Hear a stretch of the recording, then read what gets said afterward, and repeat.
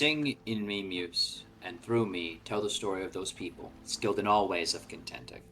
The Dragonlords, harried by fate and prophecy. Sing of the cities they saw, of the minds they learned of distant peoples, and weathering many bitter nights and days deep in their hearts, while they fought to save their homes and life of all Thyleans. Of these adventures, muse most sacred of daughters, tell us in our time. Lift the great song again.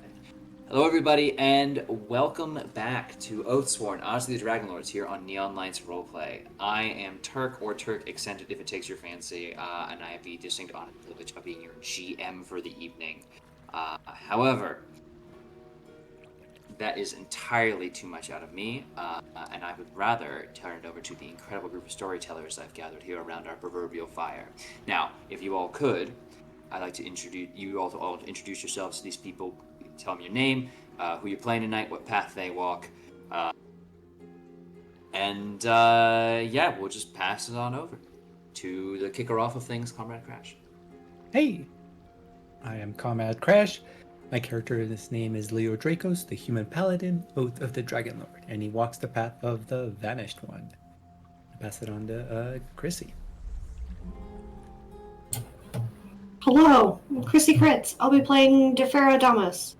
She is our human warlock, walking the path of the Haunted One. Over to you, Heck. It's me, Sir Heckalot. You know, I'm here. I'm on your screen. And as per usual, I am playing Calliope, the siren bard, who is the College of Epic Poetry. And this is also Calliope. She wants to leave now, though. Okay, you can go. But yeah, I'm on over to HP. Hello, I'm Last Point Hero, and tonight I will be playing Thranos, the Siren Sorcerer who walks the path of the Demi Titan. On over to Tony. Oh, hi, I'm Tony. I'm playing Eliana Legid, the High Elf Prophecy Cleric walks path of the Gifted One.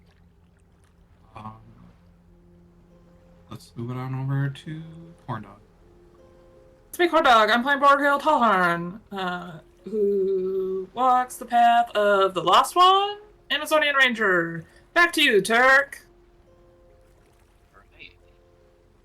So, yes, last we left our heroes, they were caught between a rock and a hard place, more specifically a falling chunk of meteorite and a procession of hags who were pretending to be sirens. It was the whole thing.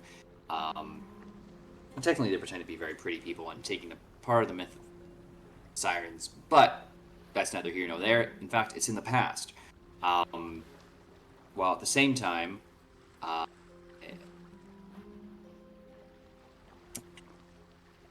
an HR violation occurred on deck in the form of a stabbing of some other persons.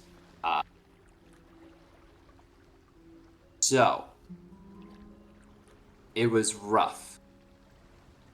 And I believe after all of that, our crew is basically but left with one final night's sail before they gain proper sight or distance of the Tower of Praxis here. And so in the early evening, later evening here is where our episode unfolds and where I turn it over, as I believe we last left, Borghild asking for the group to be assembled.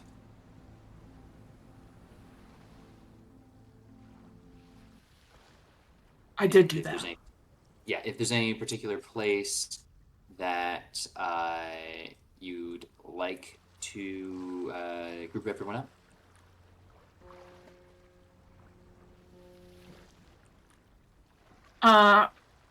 Hey everyone, my name's Corndog. I've never been on a boat that had a crow's nest. How many people can fit in the average crow's nest? Is it just like one or two guys?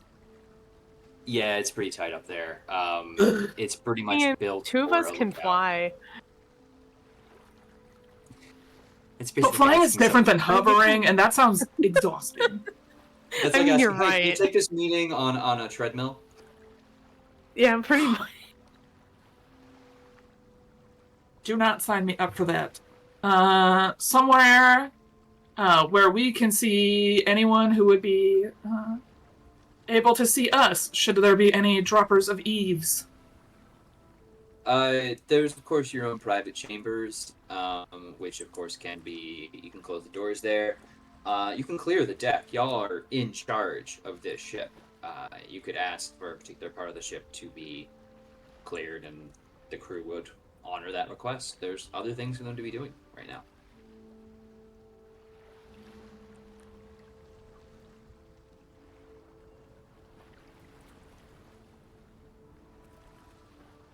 Okay. Then we'll clear the deck. Sure. And I guess we can wait to have the conversation too until we've also, taken care of all the bodies that might be on deck right now. Yes. It might be a little bit more important than having a team meeting real quick, but I think that would be a priority. Would be helping with that. That's gonna be stinky. Yeah, it does somewhat bring down the mood to be smelling the dead the entire time.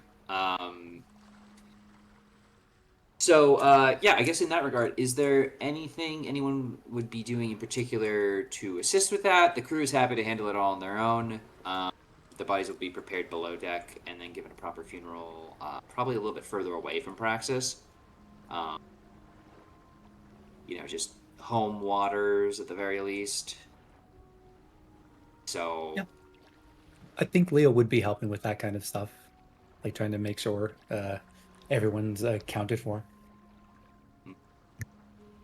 Not a difficult job keeping track of people. Yeah, sorry. Defera would also help wash bodies and anoint them with oils and things. Really just whatever we can do.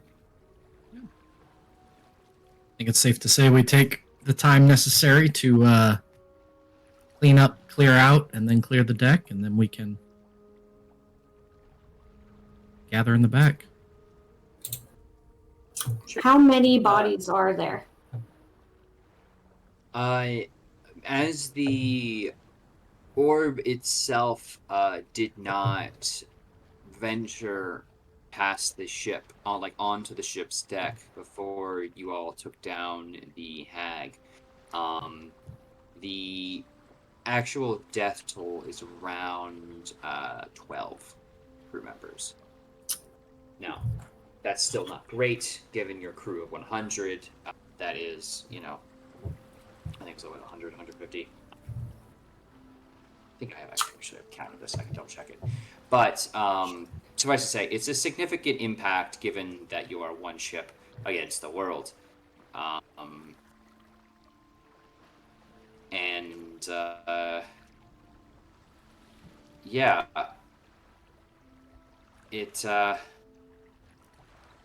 It's a solemn ceremony.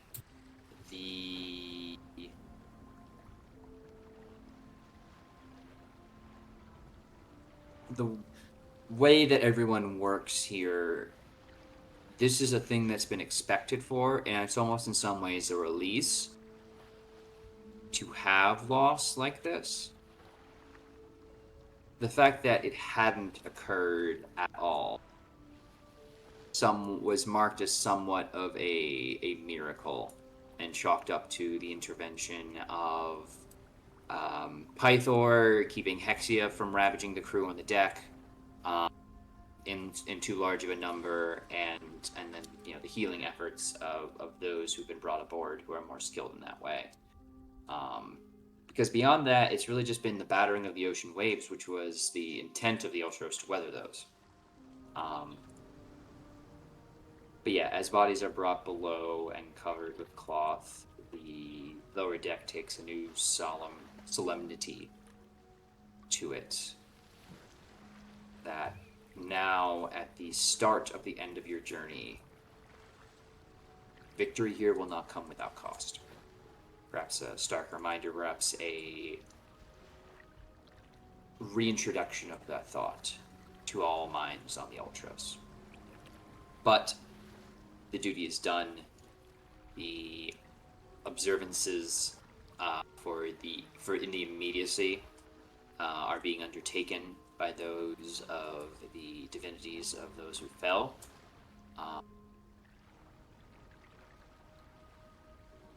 And the crew has no trouble leaving the top decks, which are mostly pretty much automatically manned by Manastokos' spirit, to leave y'all to speak.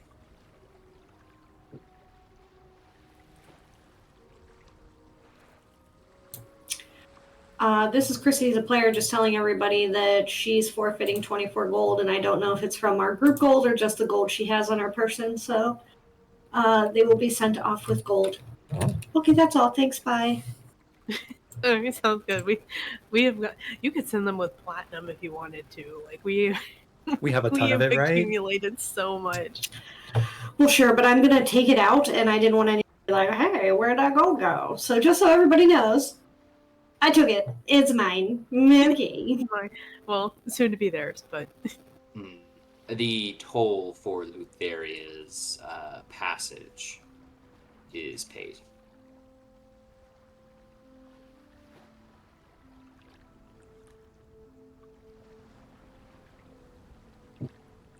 I don't know. Like, do we feel some type of way about that? I mean, it's her dominion. Look, They yeah, see, went that's... off well. The ferryman will guide them well. Wonderful gesture. Thank you. But Borghild, you wanted us up here? Yeah. Yeah. Mm-hmm.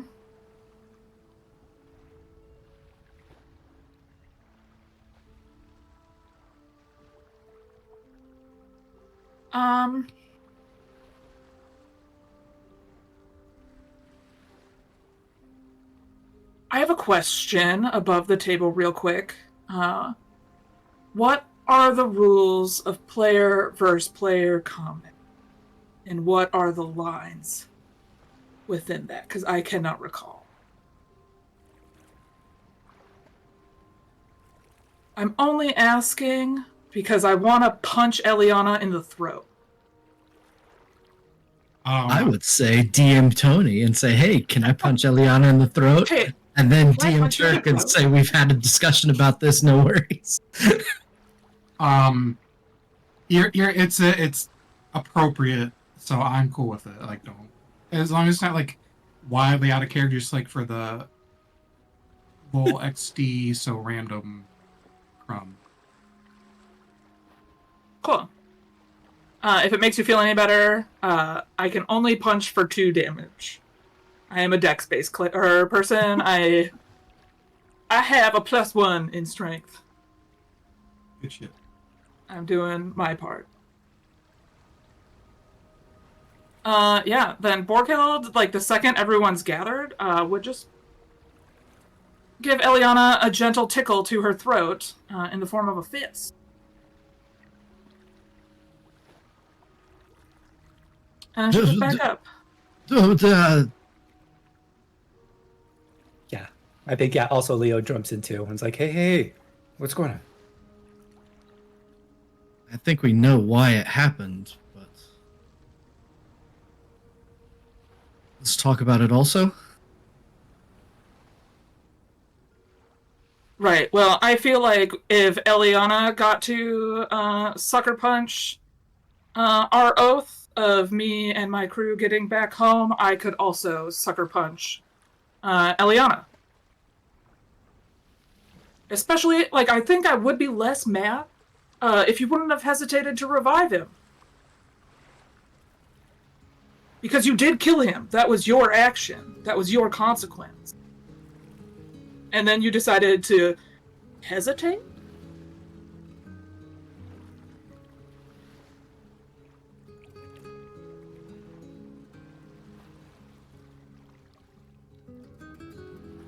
I had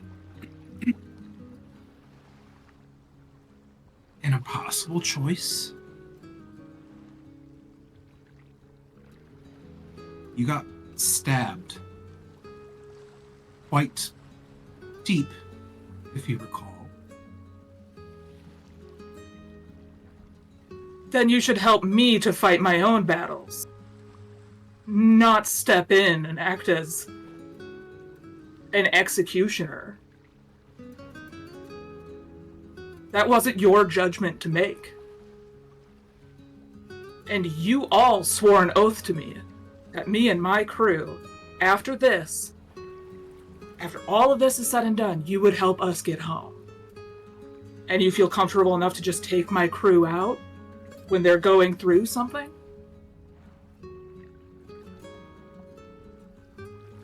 What happens when I go through something? What happens when Thylea possesses yet another one of us?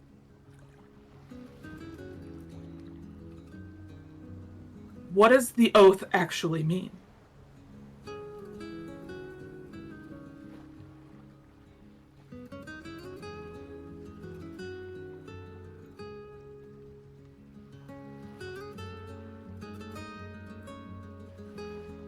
I did not mean to do what I did.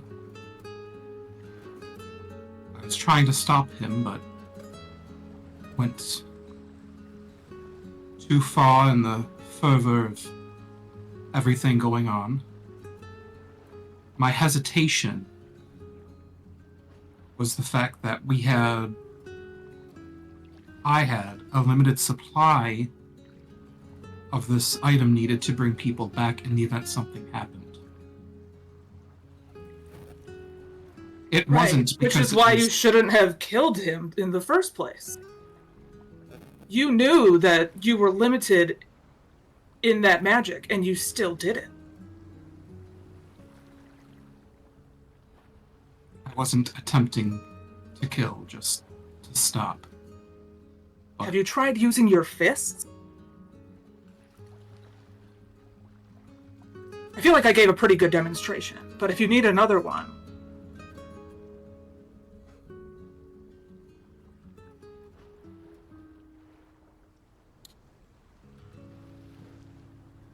So what... I don't want to dispute this, but what would you have had me do instead? Just let him keep attempting to kill you? If you weren't able to do any type of harm that wasn't lethal, then you heal me and you let me deal with it. Eliana, you have the greatest magic known to all of existence as a healer.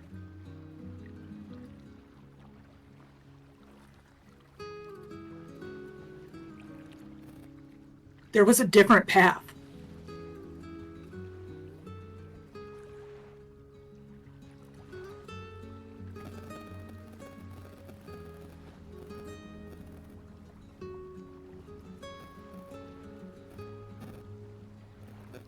I'm trying to think what to say.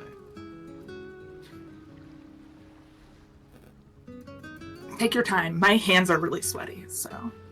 I mean, is anyone else saying anything? Oh, I'm letting this play out. Yeah, I think, like, Yeah, I didn't want to I'm not getting in the middle of that. I don't know if I want to get sucker punched. but okay. Yeah, no, I think Calliope would now that the two of them have like said something, she didn't want to interrupt that direct interaction. But now that like, yeah, it's quieter and it's already been said that like, you know, I don't have anything left to say. Calliope, well, yeah, we'll turn to Borghild and say, I think you're absolutely right. We, as a group, I'll take this on too. Didn't uphold the oath, not to the letter at least. So how do we make this right?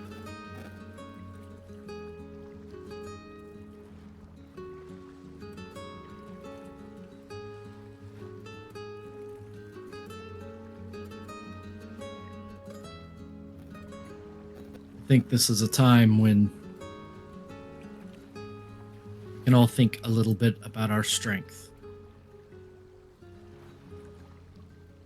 should not have struck to kill Eliana. You treated a friend like an enemy, even though, yes, something terrible was happening. You shouldn't have hesitated to revive them after you did. This is part of the oath we took, is to get them home. Borghild is right. And justified in the throat punch, at very least.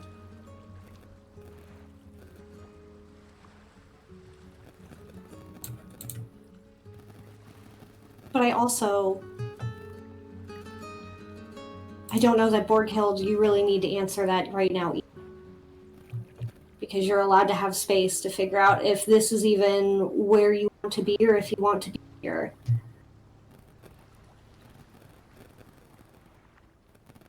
This is a transgression that surpasses what a lot of us have experienced. I know what it's like to kill somebody you love.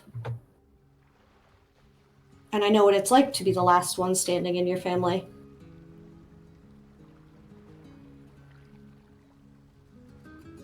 So take the time you need to figure out what we can do to be better.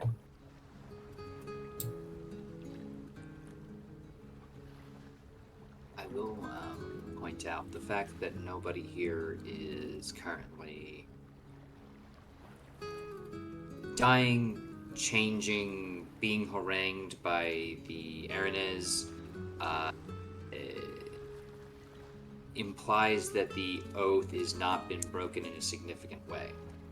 That in the view of the magic, attacking one of the people you're sworn to protect and uphold the values of seem to just pass. Now, does that make a statement about what happened? No.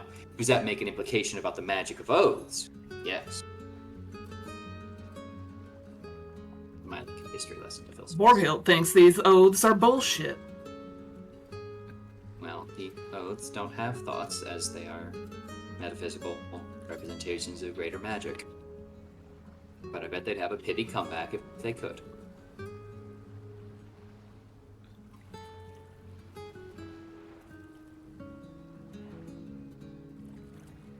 In a case when someone is wronged, usually one party does what they can to make it right, apologizes and says how they're going to be different. One part of that's fulfilled. And the respect that, hesitation or not, he is healed and whole again. There's two other parts of that that remain. If we're going to continue together, then this is something to overcome.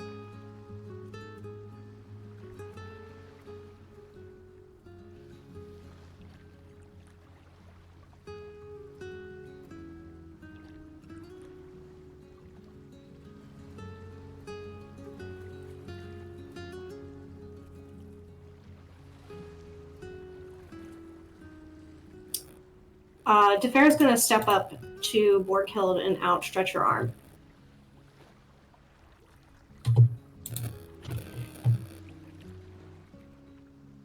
As if shaking.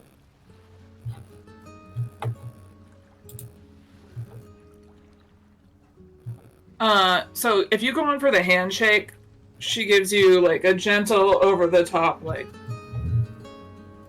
She's not going to shake it, she's just going to hold it.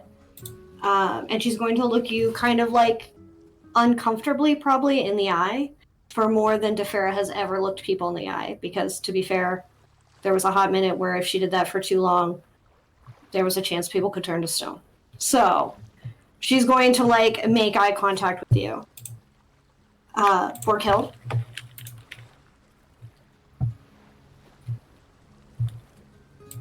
This is not an oath, and it is not a promise. But it is a declaration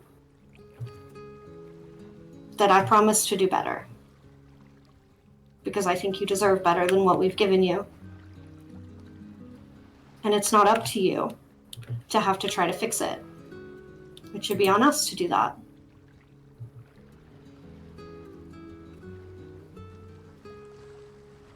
And she's gonna like lean in really quickly. And I hope you'll still let me braid your hair because it's really good. Yeah, I could do that. I could do that.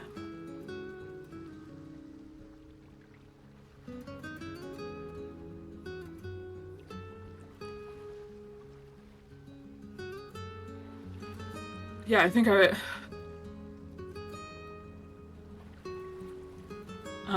it's one of those things where you want to be able to say it's going to take some time.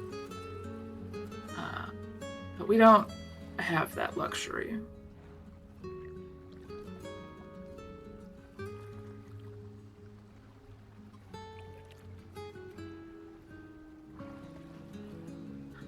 So what I'll say is that if any of you harm Ivar ever again, I will have no problem breaking any oaths, because my first oath is to my crew. And I need to get them home.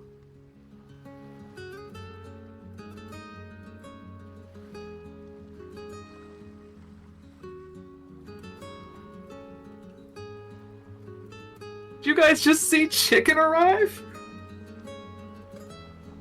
Chicken.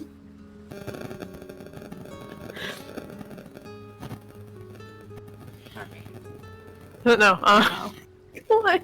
I was gonna say, I understand. Calliope says that, but chicken is very important. Yeah, I didn't even need know Ryan was coming in the room. It just all of a sudden a hand appeared in my camera angle, and I was like,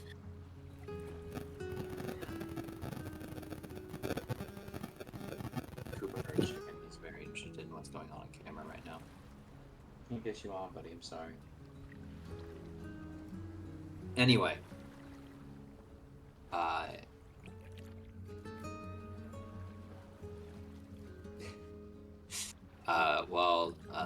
Anyone else anything to add to the scene?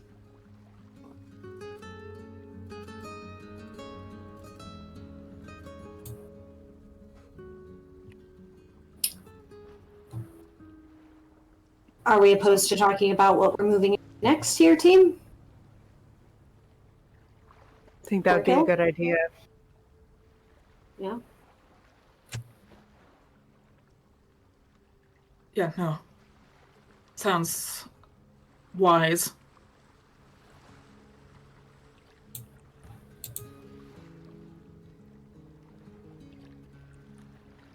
We are a day away from my father's tower.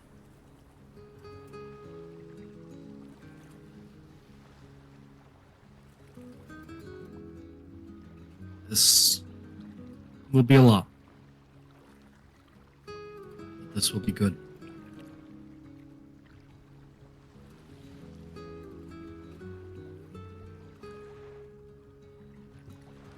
It's hard to plan for these things.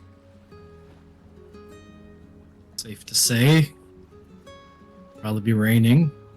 It will probably be lightning.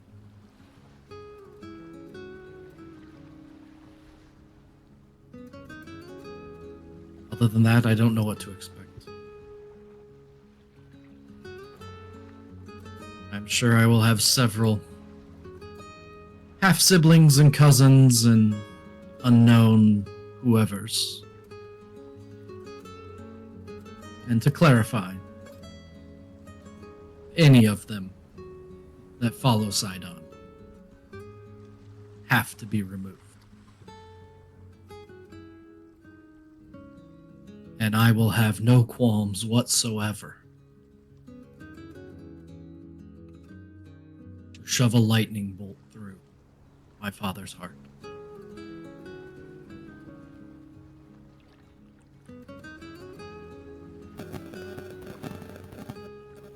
I just wanted to make that clear before we get there. That is my purpose. That is my goal. It's time to end this and the suffering he's bringing.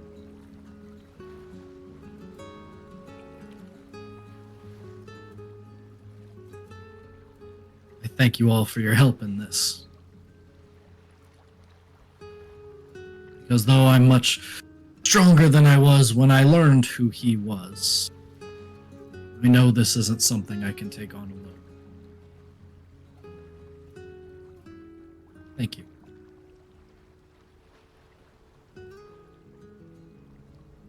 Yes, I know we have to kill him to save the world too, but still. So thank you for helping.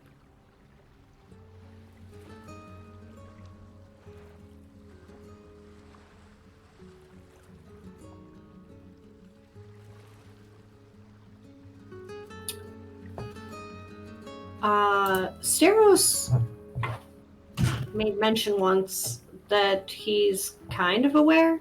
Question mark?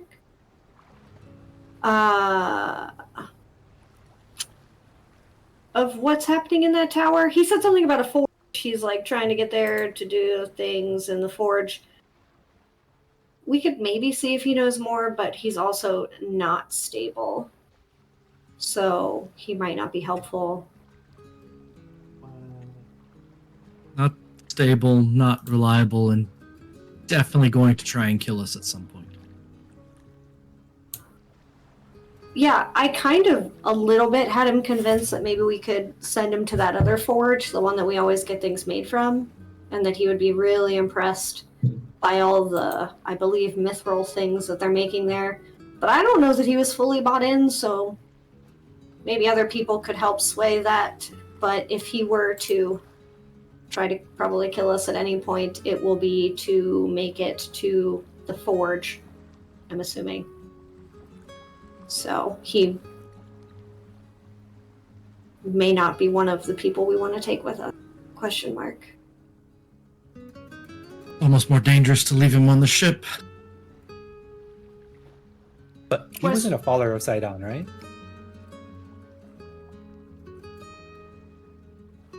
All I remember is he wants to kill us. Yes. Pretty openly. Because he was in isolation for a long time. So. Do we know anything about where he came from before the isolation? Do we know anything about his past? Or where his loyalties lied outside of... Yes. I'm so glad my characterization of this complex character has come through correctly. Exactly like I wanted.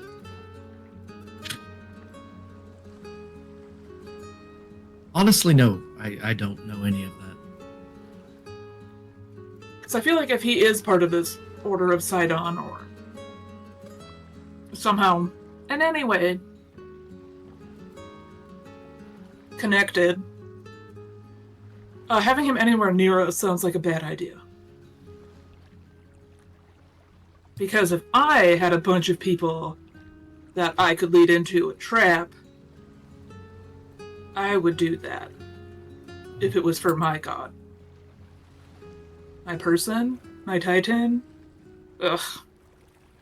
This is why you can't rely on them.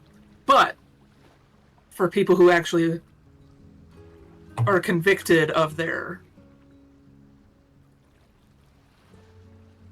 beliefs, religious beliefs, I'm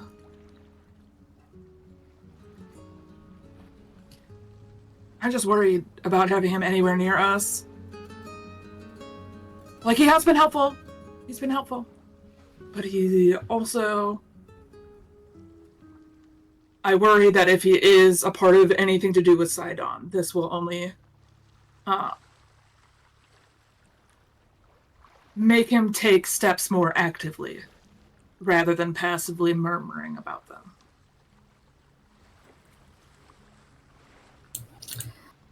Yeah, I mean, he never made mention to say that he was or fully convicted to one way or the other. It was mostly about the forge within the mountain we are about to climb, or dungeon we are about to delve. We could ask. Maybe he knows what lies inside. He knows that it's like layered, that you gotta get to things. The information was pretty generic, but he might know more than he was just telling me, just to say. Could very well be a case of just, I don't know, telling him he can have the forge afterwards. True. But it is a conversation we should probably have with him.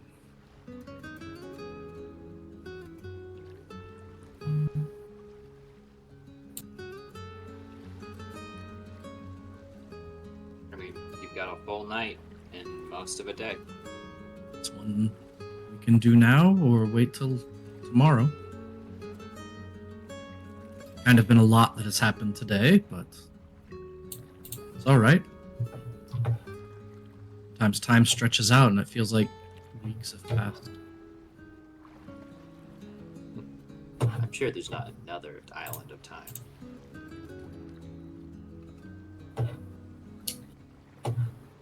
Do we need to think about strategy before we do that? I think that'd be good.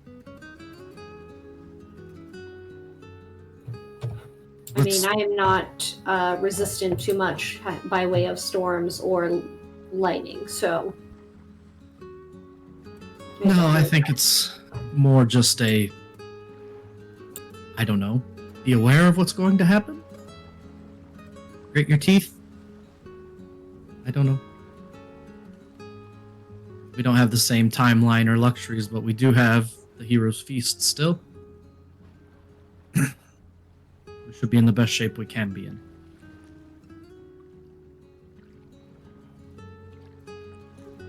I think strategy about talking to Steros would be good.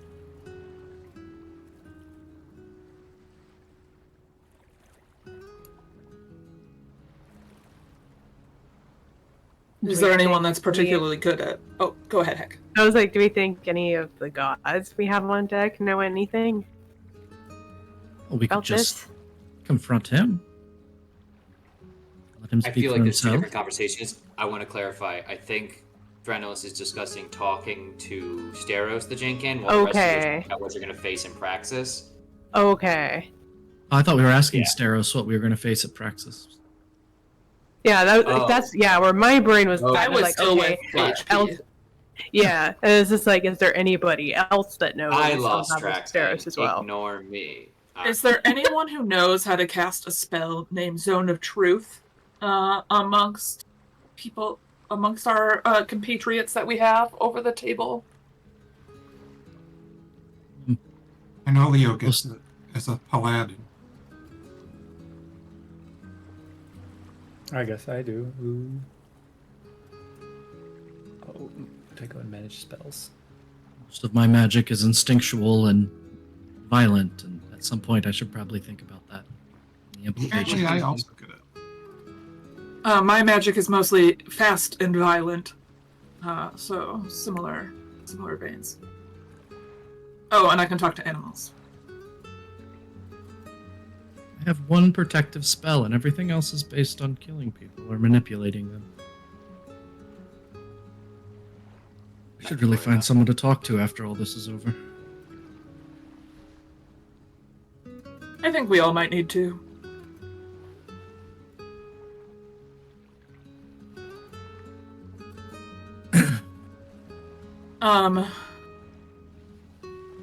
Well, do we want to Steros first and then talk about overall plan? Well, I guess the question is, are we prepared to cast Zone of Truth, or do we have to wait until tomorrow? I don't know how you divine casters work.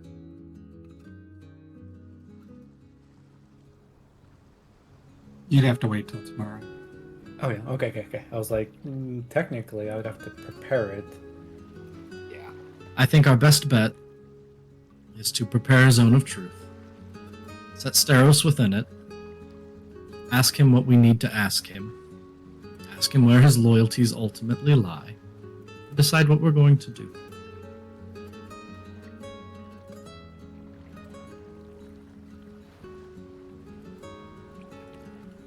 That seemed like the best course of action there. Or at least one we can do, best or not.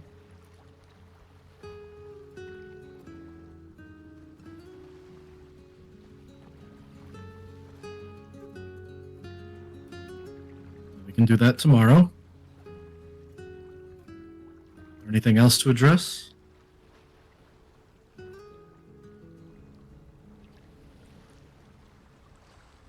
Okay, did you feel that you said all that you need to for now? Yeah. Yeah. Liana, do you understand what has been said?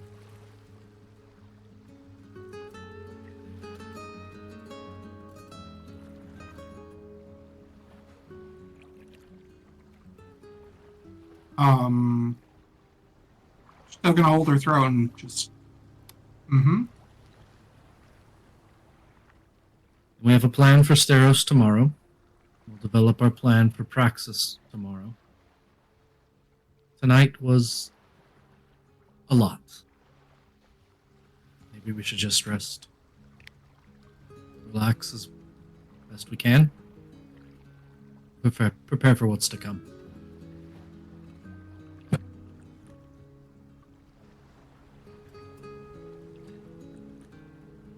Is the move to get rest and seek the careful slumber of sleep. That would be best. I think I'm going to go up to the crow's nest tonight.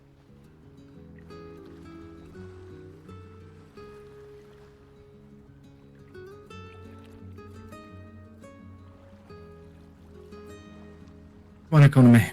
Bedtime. Gladly. I will climb the rigging instead of flying.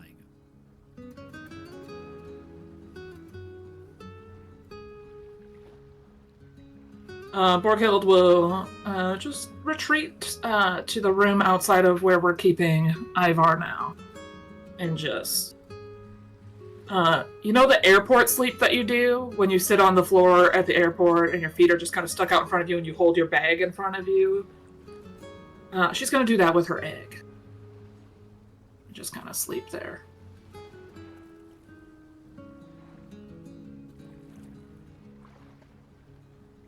Everyone's going to bed or some form of rest.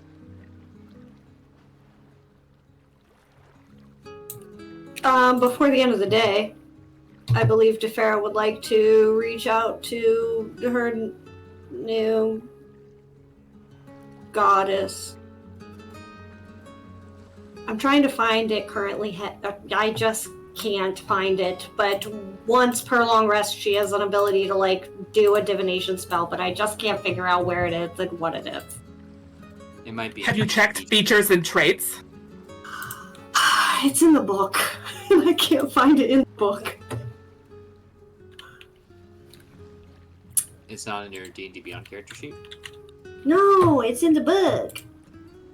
It's not in there. You can type in Control F and do long rest. Okay. That's how I do my hacks. I pull up that PDF and I'm like, Control F, please God. We can wait until morning to do that, though, so I have time to find it.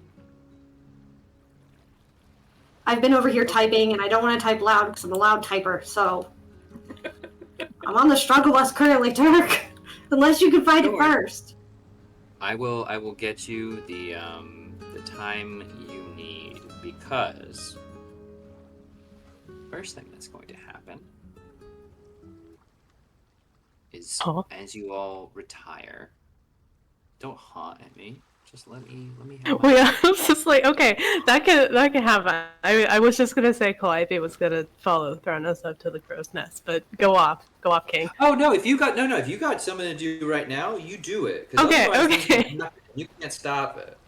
Oh fuck. Okay. Well, yeah, no.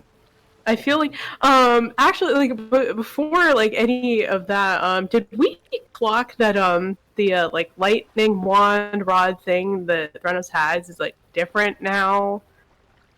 Did we clock that at all? Entirely new item appeared in Thronos' Okay. hands, and Vulcan was there. I thought that was like he was up in the crow's nest though. I don't know. Did we all see that? I don't know if we all did. Probably You'd not all probably see it if you I was followed like, I me thought- up to the crow's nest. Well, But, yeah, I was like, I don't know. I thought it was like a vision, but that could That have. happened, that happened before. It's kind of like one of those things where it'll be debated for years. Like someone's going to do Okay. an interpretation where it's a whole crew is there to comment on, and then someone later is going to make a musical where it's a very like personal number thing.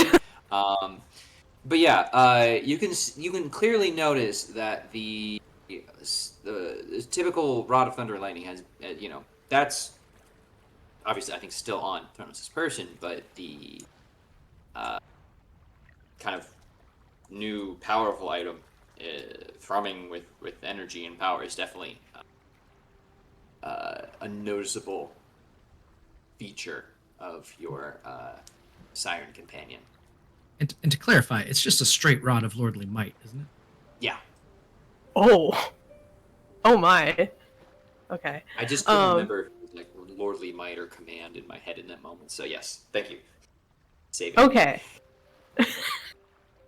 Okay. I just wanted to clarify that because, like, I don't think anybody has talked about that yet. So, yeah. Okay. So, yeah. No. I think Calliope will just kind of like peek over the side of the crow's nest. Just probably start with that's a new fancy item you got there. Is that new? Like new? It's new as it can get, yes. I'm trying to attune to it now. I will take off my ring of protection. I can't hold on to everything. Do you need this? Wish I could take it, but I kind of have the same problem. I can only hold on to so many things. Points at the various instruments that she's attuned to at this point. Will help you finally stop turning to stone. Does it? Yes. +1 to saving throws. What's a saving throw? No, I'm kidding. Yeah, it's like, well, I mean, if you're not using it, I'll take it for now. Feel free. Can't do anything with it. And it'll look good on you. Thanks. So this new lightning rod, what do you call this? It looks like a lightning rod to me. Well, it's one of those things where if you say it out loud, it kind of sounds like you're full of yourself.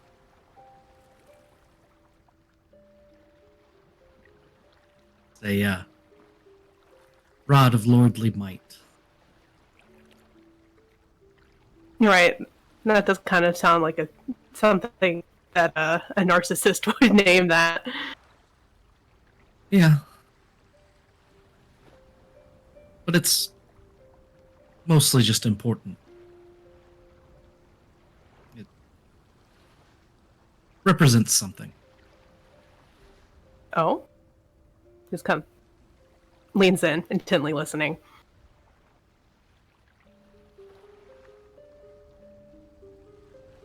We've been on a lot of adventures for several weeks, months together.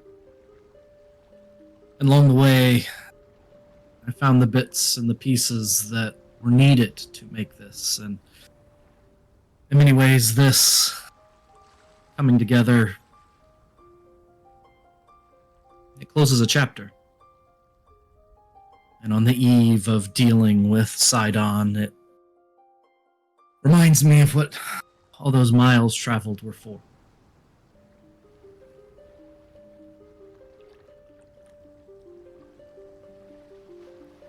That's fair. It's a big milestone. Yeah, you did call it something earlier. The first word you called it was your purpose. In a lot of ways. I mean, honestly, and I'm going to start fiddling with the buttons on it. I'll push a button and a fiery blade comes out one end. I mean, that's not really me. I'll push the next button, and the fiery blade goes back into the rod, and the head grows and expands and becomes a battle axe. This isn't really me either. I hit the third button, and it springs, extends in length with a spear at the tip. This is more Eliana's flavor. Push the fourth button. Becomes a pole that just keeps getting longer and longer going into the sky. I'm not sure how long it actually gets. Hit the fifth one. It becomes a massive battering ram. Not sure this is me either. I hit the sixth one. It goes back to its normal form. And there's just this little crackle of lightning at the end. In most items like this, that points north. But I look north and it's not pointing that way. Pointing towards Sidon. This is my purpose.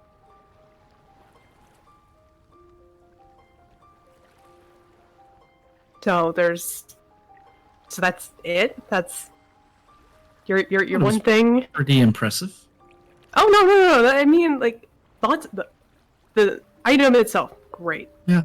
Great. Lots of different things that it can do.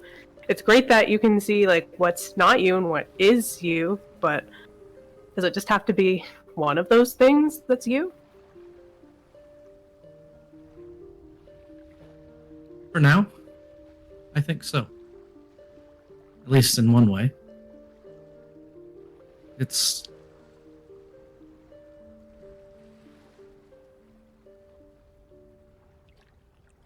hard to juggle so many of these things at once. It's hard to understand the responsibilities that we've been given, the task that's before us, the titans that oppose us, the gods that spend half the time cracking jokes, the other time warming beds, and the other time helping out the best they can.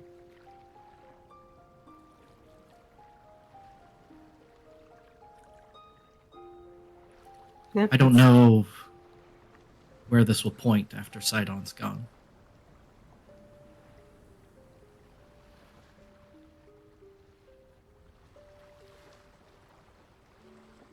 Definitely a lot. But I don't know, I think there's concern and Sorry, I'm getting a little emotional. I can't understand you very well. Yeah, I don't know. No, technically the grounds better. No, you're very robot-y. Oh, Thylea expresses rage at the situation. I don't try again. please. Nope. Okay, now. Oh, God damn it. Okay. There you are. I think. Perhaps. Yes, you're back. Yes. Okay. Great. I'm on a mobile hotspot. Long story. Just moved. Lots of stuff. But okay. Great. I'm back. Yeah. You know, it is a lot. I think I'm concerned in a way that, you know, as, you know, someone who's kind of been in a similar place of seeking revenge on someone who has taken something from you. And seeing how you've interacted with him firsthand, I'm concerned that, you know, after this is all said and done and you fight him and you defeat him, fingers crossed that, you know, this all happens the way that we want it to. I don't want you to become more like him. I feel like we've just been inching towards that the closer we get to praxis, and that that scares me, Thronos. It scares me a lot. You know, we started in Mitros from you know, giving this inspirational speech to all of these people outside the Temple of Lutheria, and you know, recruiting them to a cause to like fight against what is happening wrong to them. But now I'm just seeing this kind of turn onto itself a little bit.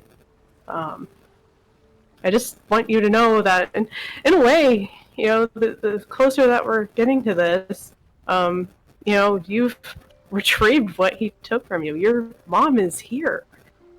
In fact, I haven't really seen you talk to her that much of late.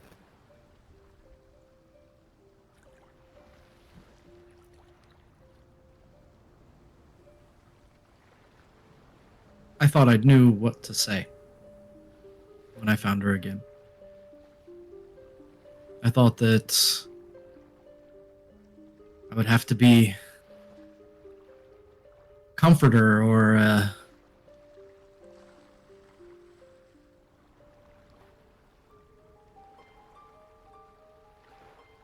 when we found my mother, when she told us what really happened.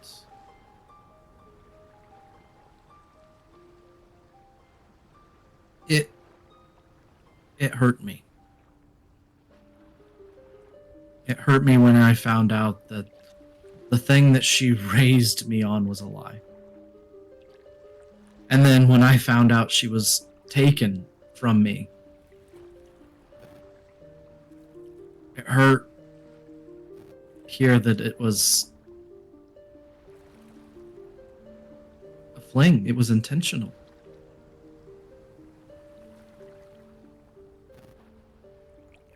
I don't know what to say, and I don't know how to face those things. And I'm so glad that we found her, and it's so good that we did.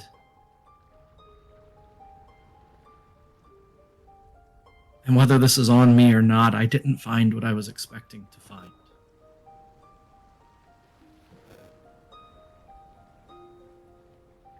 And I guess I just don't want to deal with that until Sidon is taken care of. Because I don't know how to deal with it.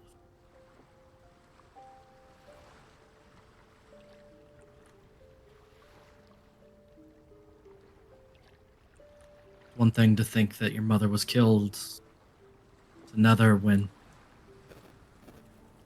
find out that she wasn't taunting the storm, but chasing it.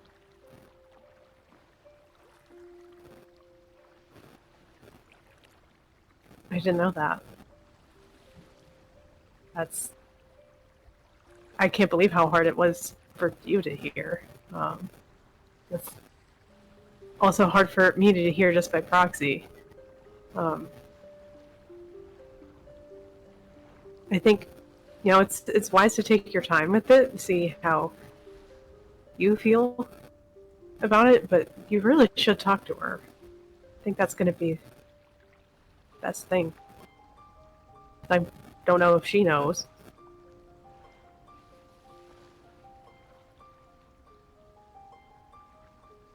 I hope to talk to her too. I hope a little crackle of lightning pointing toward Praxis in the darkness beyond. I hope this shifts and guides me once Sidon's gone. And there's places I hope it points me. And people I hope it points me to. Oh? And take kind of a step closer. There's many things that I want after this.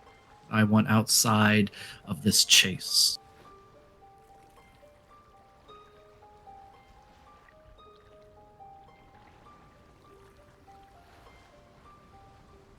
It's really heartening to hear, actually. And you've been kind of withdrawn lately, and you know, I wanted to check in. Like I said, I've been more scared the closer we get to this. It seemed like the further you would kind of drift away.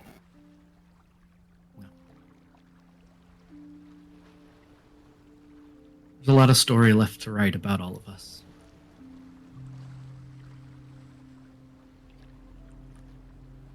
Points to all of the empty space on our wings for verses. Well, there's certainly a lot of space left to write. Reach out and lift up her wing and point to one of the blank ones. Anything could be written here. And run his finger down the pinion, or here. To the next one, or here. I hope we're both part of it. I hope so too.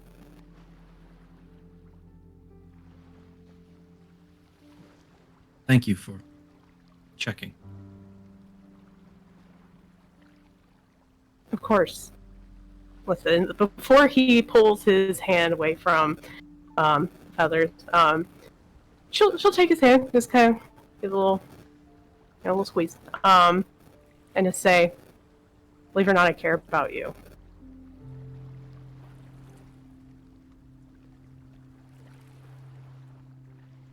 Care about you too.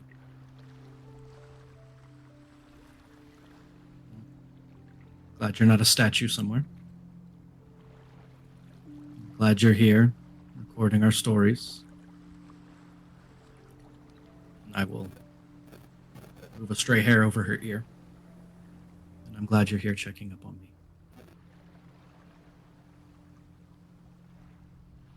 Glad I'm not a statue anywhere else.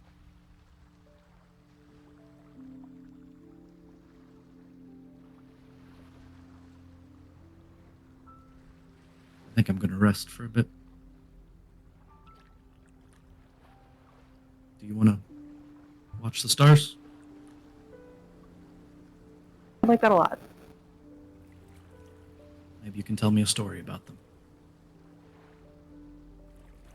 I will try to remember the ones that we've been told. No, make up new ones. The stories don't matter. They're just stars. And I will settle in to the crow's nest. It makes sense. The larger metextual. That's it. Oh my god, somebody needs to screenshot Turk having that can in his mouth. It's fine. Everything's fine. How are you? How you doing, Cooper? Yeah. Okay. I'm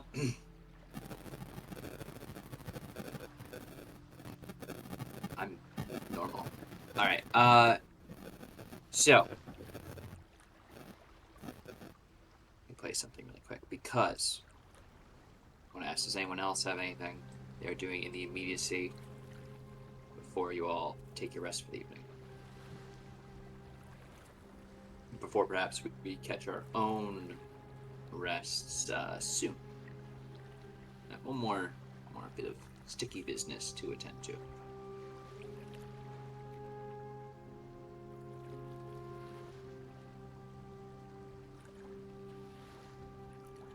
No? In that case, let me actually adjust this here. Borkeld. Hi. How you doing? Oh, I am doing so good. Oh, I'm so glad. You are sleeping, which is nice and good. And important for Stop it. things which need to be done in the future. However, your dream is one of you standing on the Ultros.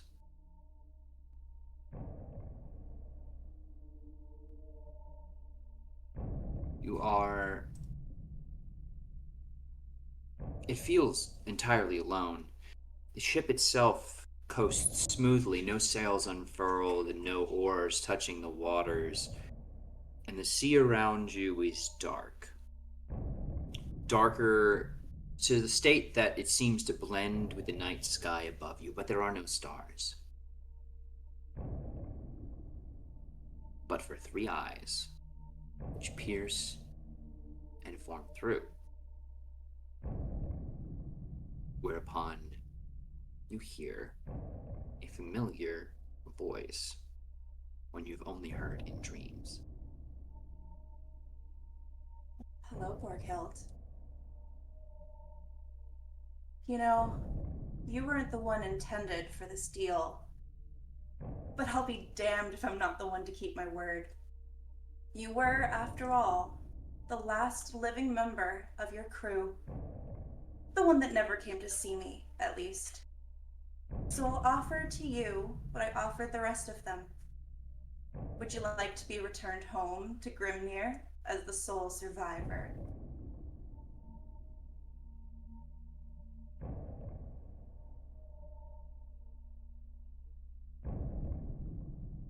I think there's a long, just heavy pause. Before she looks up and into those three eyes and says, "Eat shit, witch." Well, I was here offering you a nice little bargain. Is that not to your liking?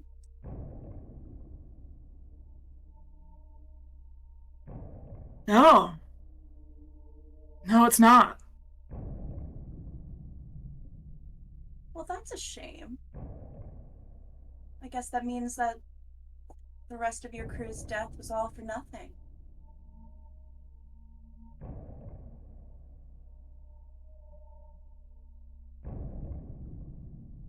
See, that's the thing. Either you're a liar, or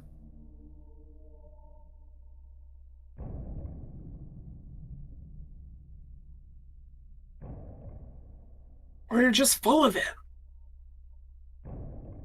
Now, why would I lie about the souls that I've ferried beyond the veil? I'm in charge of them. I keep count of them. You might keep count of them here, but you're not who I pray to take souls home. Well, I guess you'll never see Grimnir again. I hope you're okay with that. I'll be just fine. I've already kind of just killed all those other criminals for nothing. Oh, Thylea.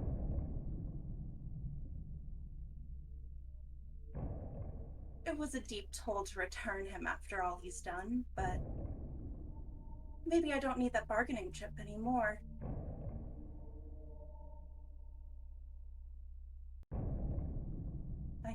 I think she can hear some sounds from behind the door that she's guarding. Borkop will do everything in her power to wake up. Unfortunately, that is not exactly within your domain at the moment, as you feel this duckness, this desire to be awoken. This is you awake. You are here. You are very present and cognizant in this moment. However many layers in you are concerned about. But, no, stop me if I'm wrong. But I imagine that feeling of being watched and ridiculed as all eyes turn on you. And you see, not only Lutheria's eyes, but all eyes. Stranger and outsider of this world, you are surrounded. The only sole survivor, except for the one who tried to kill you, still stands now, wavering, a spirit flickering in the wind on the ship.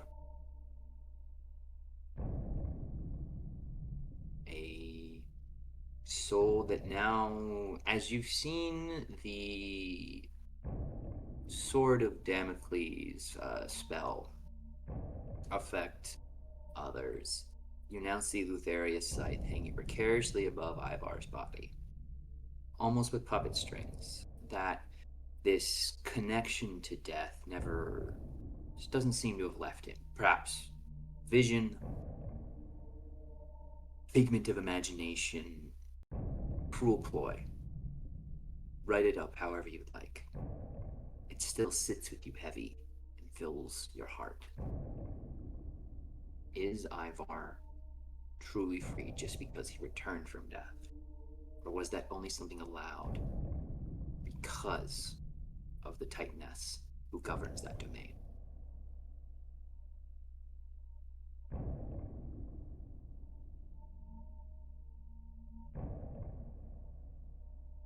But seeing as you had no intention of taking that offer, is there anything else our Titaness would dictate occurs in this vision? Dream, reality, thing, stuff? Well, I got you. I think, right, the thing that wakes Borghild in the end is a scream coming from Ivar's room. Can't tell if it's in the dream or in real life. And then the three eyes blink shut. All eyes blink shut. Just as yours shoot open, the door behind you, slightly ajar, looks as if somebody has manipulated it in some way.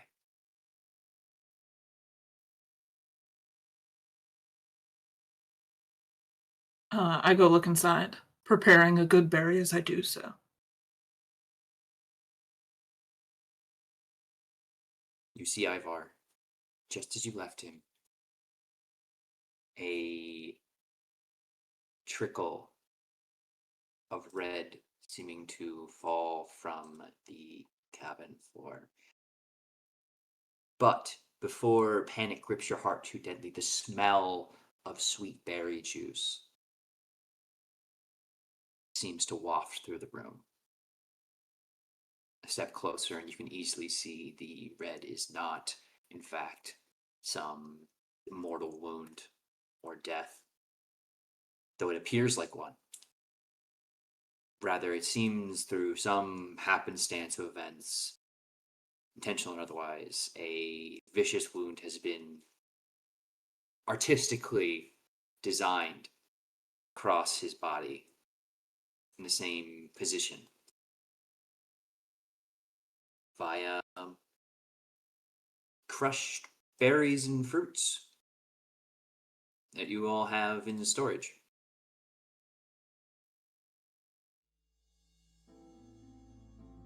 A pantomime of death. A warning, all the same.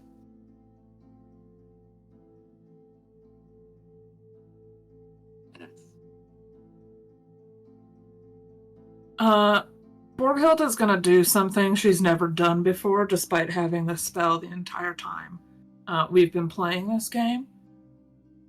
Sure.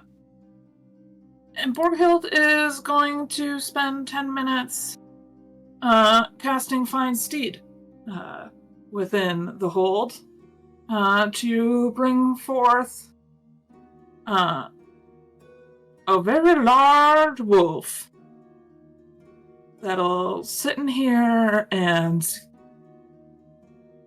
give Ivar some piece of home to cuddle into, to lay into, and also to protect him. Because fuck that bitch. I mean that with love, Lonnie. Please don't be mad at me. But as she's casting, there's this fear that's like slowly turning into anger about the fact that someone got in here during this time. And she knows Chandras is on this boat. True. And she knows that there could potentially be other people here working on Lutheria's behest. Also a possibility.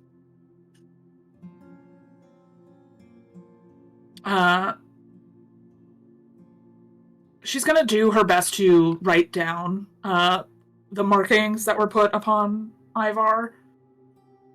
And in regards to the markings themselves, imagine it more like somebody was dressing up somebody else to look like they had been viciously stabbed over and over again in a play.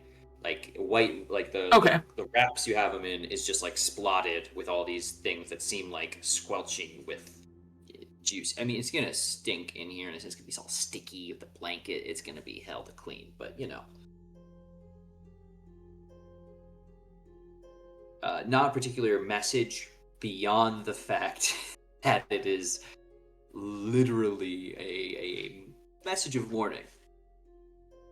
You don't play, you don't laugh along, you don't act right. There are people close to you who can be taken away.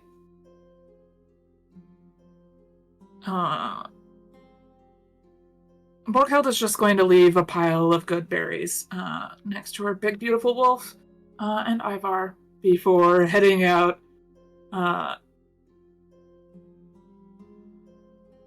What time of day is it now? Oh, very much still night. Okay, cool. You still feel very exhausted. That dream was deep, lengthy, and at the same time all too short to actually truly give you any rest. Cool vibes. Borghild is going to quietly move around the boat to find out where Pythor is in his hammock, and then she's just gonna like nudge him over and just crawl in like a sad dog. And she's just gonna curl up and just silently cry. She wants someone to hide behind while she does it. I feel really bad.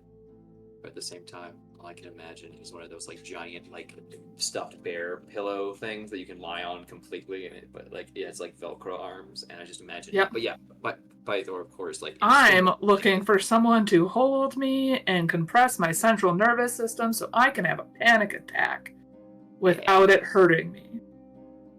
Yeah. There is more to do, but how are folks feeling about a quick break right here? Give ourselves 10 seconds, breathe, and potentially get some fluids. Because there's a whole lot more before we hit praxis, folks.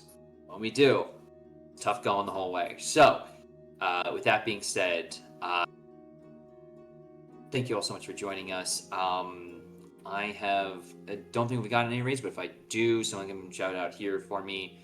But otherwise, thank you all so much for those who joined in. Thank you so much to my awesome players. Thank you to Lutheria here. Do you want to pop on screen for like 5 seconds? Just say hi. She's... Sorry for tricking you all. It was very intentional. And we Trick lied to us in the pre-game call. I don't know if it counts as a trick. It's just a straight up lie. A liar. It was a lie. It was a lie. I didn't mean to call you a witch. I mean, I did, but I didn't. Thylea, I'm not offended. Okay, so I'm doing her. So, we will be right back, but we're going to handle all the quiz. We suggest y'all do the same. But yeah, stick around because there's plenty more where that came from. But yeah, anyway, thank you all so much once again. Michelle, if you could please take us to break. Hello, everybody, and welcome back to the Dreamland Express. That's a different campaign. Sorry. That was something I was doing on a different day. Anyway. Last we left our heroes, they were sleeping. Which is more dangerous than you may think. Speaking of which, let me dispel that immediately and talk about another dream heroes is having. No, sorry, that used to be the song for this person. Not anymore. Actually, we need this song.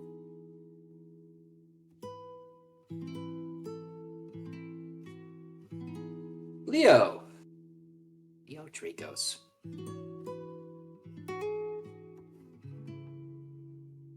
Your sleep comes to you fitfully.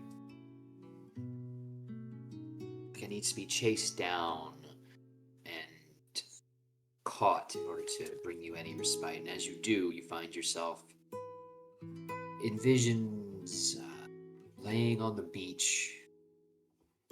An island you thought you'd seen the last of. An island that you know not to be an island, but a realm in and of itself.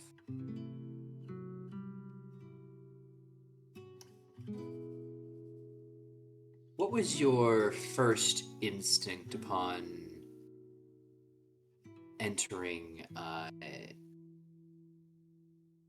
what's the best way to put this? Pharisee's domain.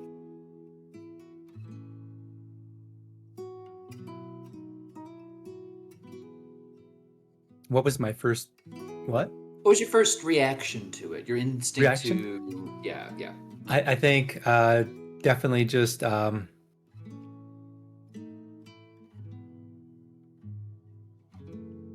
peace and quiet. Like he had gone through a heartbreak losing their dragon, and so he ended up in this almost safe haven where things seemed like paradise.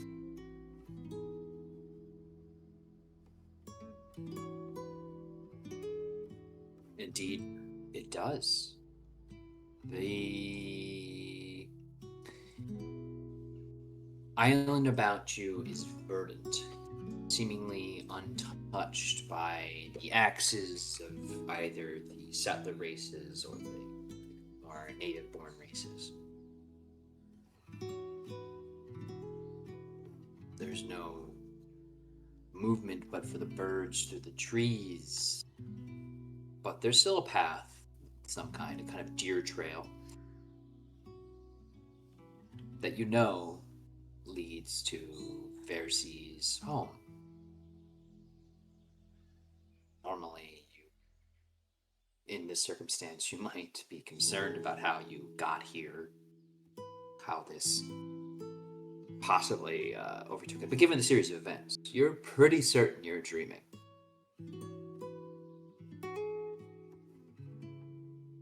Is there harm in a jaunt down memory lane, quite literally?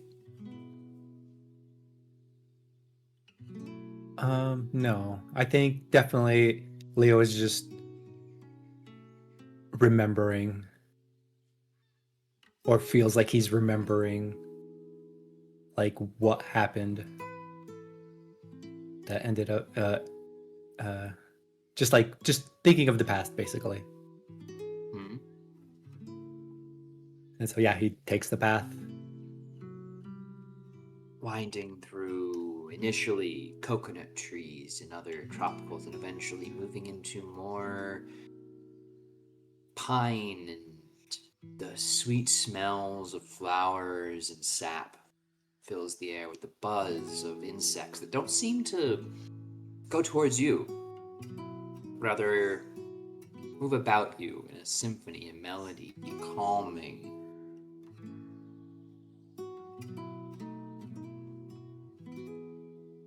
Looking up on the hill, you see the quiet home. It seems almost grown from the very earth itself. A love nest, for lack of a better term. A place of refuge for you for hundreds of years.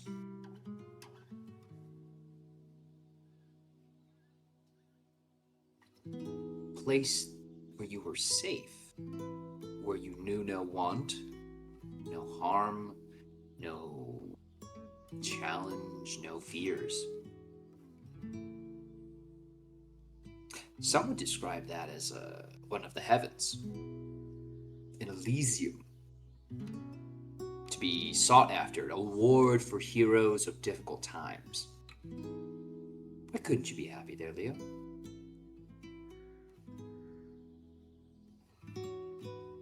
And now I know I said that as a DM, but that is a thought you feel in your head in this moment. Why couldn't you be happy here?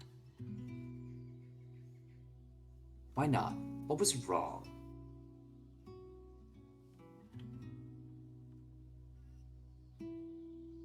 I think definitely it's just like Inna said, it's just, well, I wasn't challenged anymore. You need to be challenged to be happy. People need to be difficult for you to overcome, for you to be satisfied with them. There needs to be something that you need to best and build upon. So once this is all over, all your friends, everything's calm again, you'll just go your own separate way again.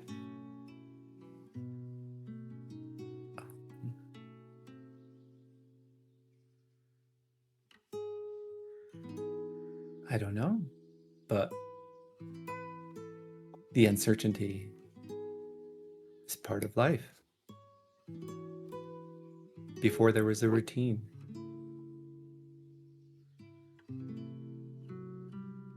Anything you wanted could have been here. Why wasn't it enough? Why wasn't it enough? Why were you unhappy here? Is it because you didn't love Versi enough? Is that what's wrong with you? Is it because you used her to get out of a war you were too afraid to fight, and you ran away, leading someone on for hundreds of years? And then you left her for someone you met only a few weeks ago? It's not like that. No? Then what is it like? This is still a thought in your head. This is not any particular voice. Just No, yeah, no, Yeah. but it's just like, Now, what is it like? I- Explain to me right now what this is like right now, because at the moment it seems like you'd rather this whole place be on fire, and so now it is. All about you, the forest is ablaze. The calm energy has not changed from here. It's still as if nature itself expects this is what you want. This is what you're after, as a sudden burst of a bubble of lava works its way down. Get to the house. That's a challenge. yeah, I think Leo runs towards the house. But yeah, he's still just struggling with his thoughts. Oh, Like- I mean, I imagine. Because wasn't this enough? You could have literally voiced your issues at any point, and everything would have been great. Why wasn't it enough, Leo? Come on!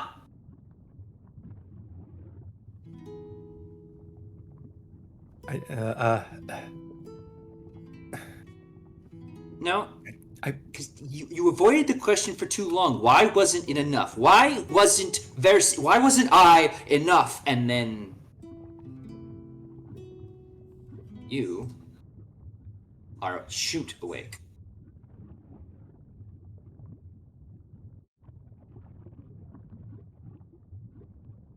The lava's not there, I'm sorry. That's me scrolling to fix it. But you can imagine the lava's there with how warm you feel.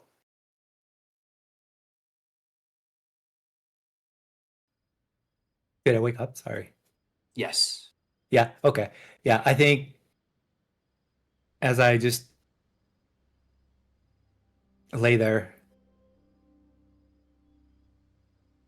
I think Leo is definitely kind of whispers to himself, because I wasn't happy. That was not my paradise. That's enough. As editors note, that is completely enough. I mean,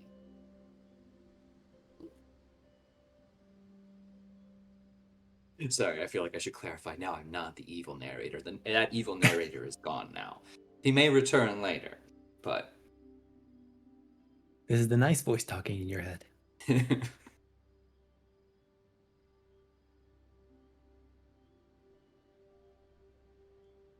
But yeah, the salty air, the sweat of people crammed below decks of wood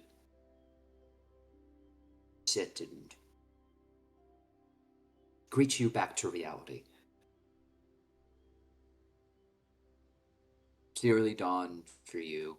This stream seeming to have taken a while. The forest is a doozy.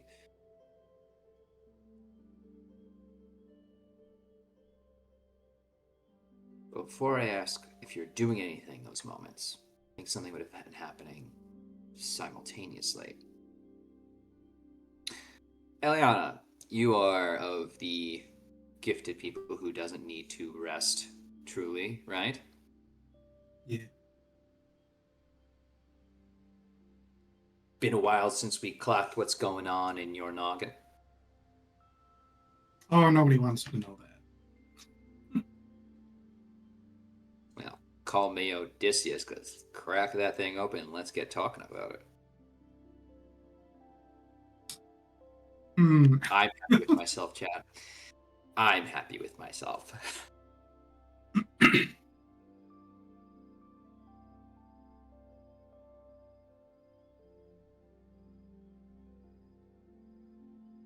What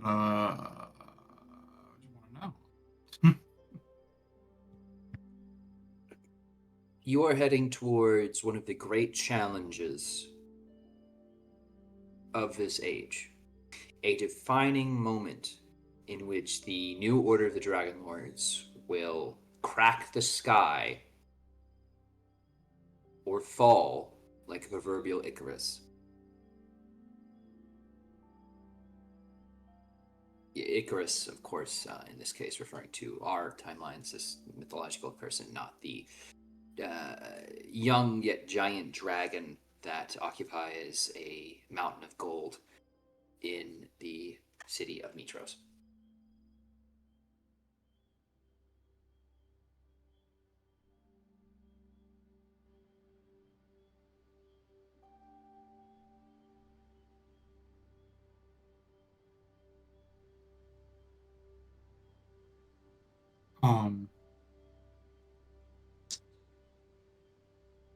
So she's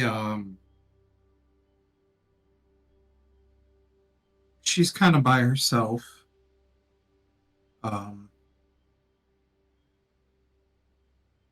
Everything's just kind of weighing heavy on her. Wondering if anything is really going the right way, especially after today.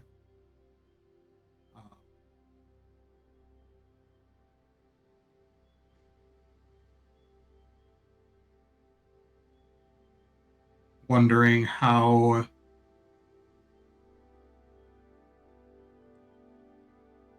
to, I suppose, move forward.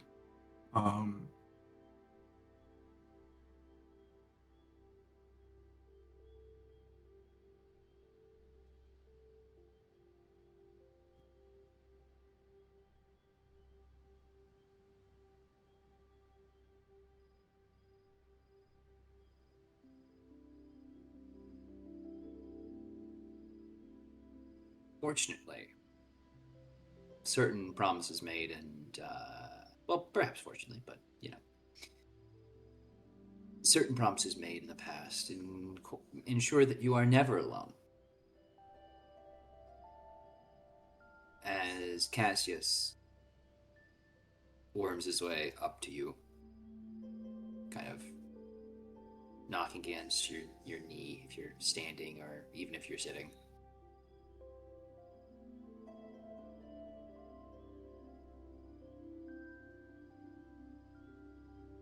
What are you thinking about?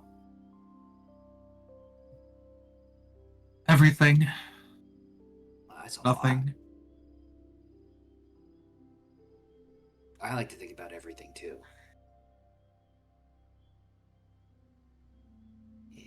It's scary sometimes. It is. What are you doing up? You should be asleep. So should you. Maybe. Well, As you know, I don't need to sleep. Well, then neither do I.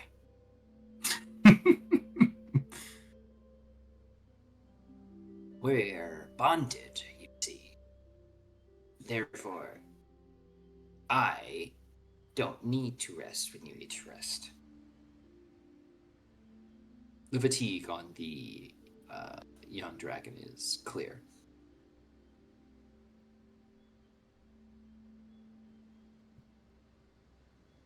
Are you also as stubborn as I am? There is a possibility that I have also gained this trait. But consider everything instead. Yeah, that argument doesn't make much sense. But you know, you assume to somebody born a few days ago, it probably sounds really smart.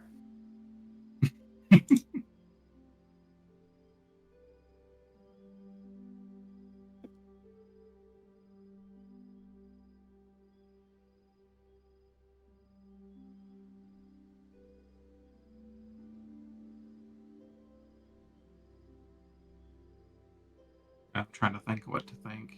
Or say, Jesus. Are you sad? A bit.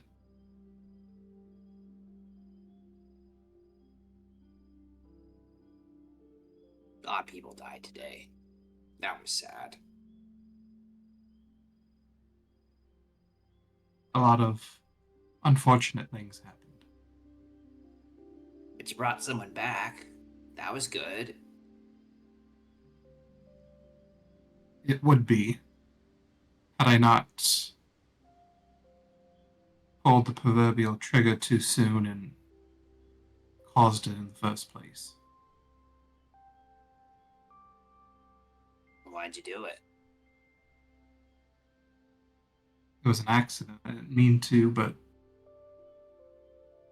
it wasn't. It doesn't matter what I meant to do. I mean, the guy was really thin. I had to make a split-second decision, and I made the wrong call. Guess that's...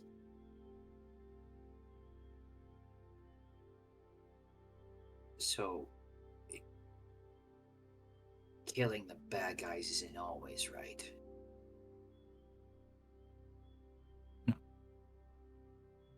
Especially when they're not of their own mind. I will take that down in my journal. Does he have? Did he like steal somebody's like fucking journal? You see, he like has this piece of paper that he's holding between some back claws that he like brings up and sort of just scratches through the paper into the deck a little bit. Not Ev one has two I die.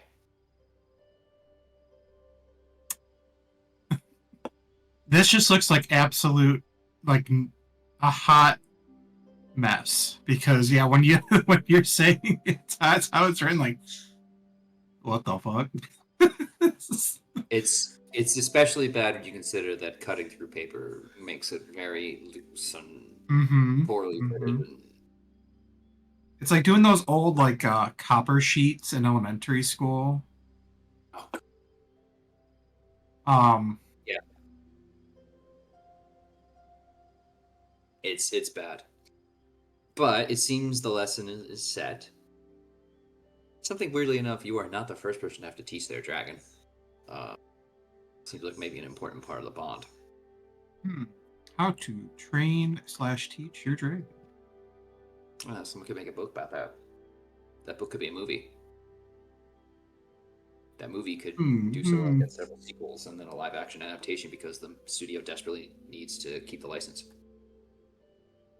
To release animatronics at amusement park.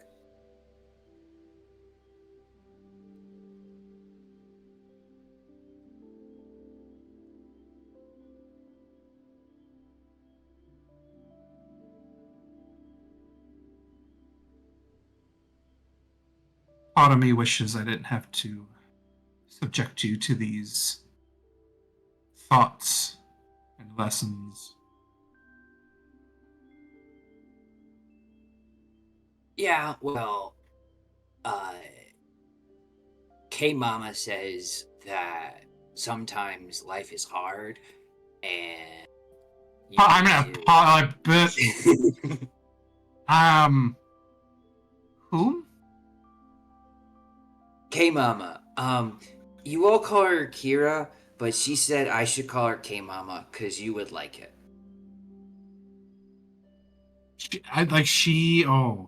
Oh, just the absolute like popping vein of just like Jesus H. She said you'd like it so much that you'd grab your whole forehead because that's how much you like it. That's when you like things.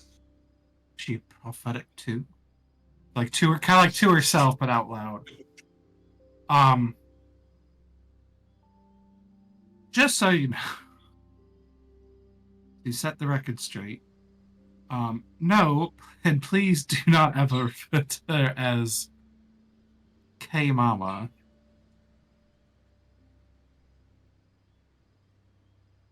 Oh. You hear a voice from behind you. I don't think K-Mama's going to appreciate that very much. K-Mama worked very hard on teaching the coolest dialect to your young dragon to be very far ahead of the rest.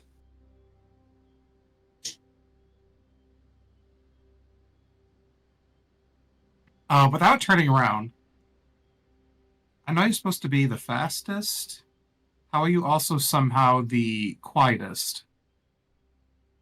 I get what to be when I need to be it. You don't get to be called the goddess of pranks and other tricks without, figuring out how to step lightly. Carry a big stick to whack people over the head with.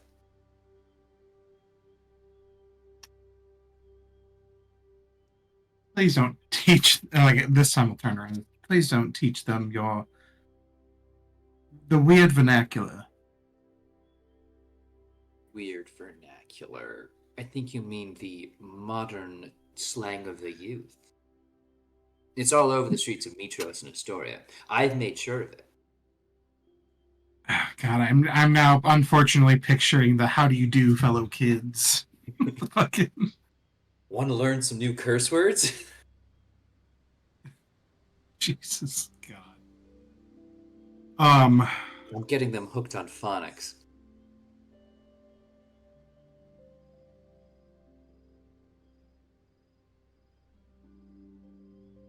I'm surprised you're here. Surprise is a strong word. Surprised I'm here on the Ultros on my own, private cruise through the Forgotten Seas. I meant here and now.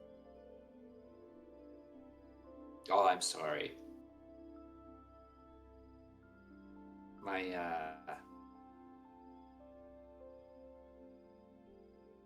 gosh, I guess like situationship got kind of, we had a rough day.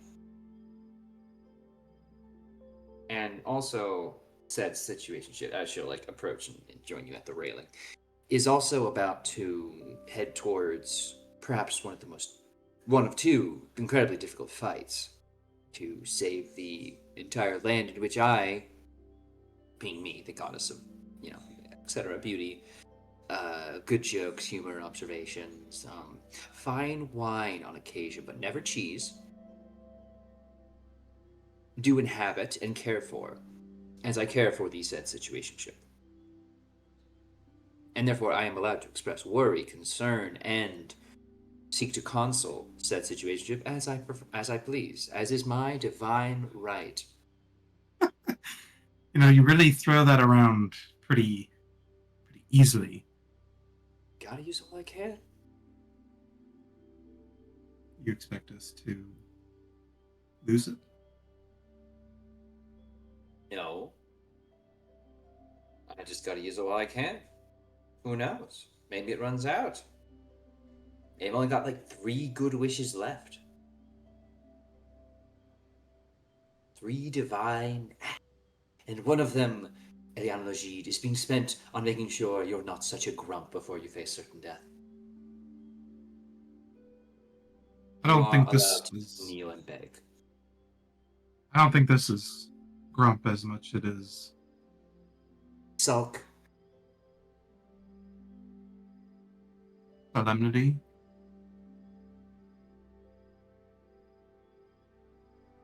Melancholy. Yeah, it sounds like sulking with more of consonants thrown in. I thought you'd Maybe appreciate it. Oh, you know. Sometimes I appreciate the chase and the long vowels and everything, but sometimes I just want to cut right to the point.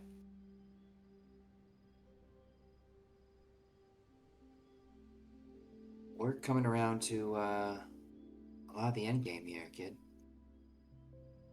She kind of brushes your chin to make it extra 1920s-esque. He's looking at you, kid.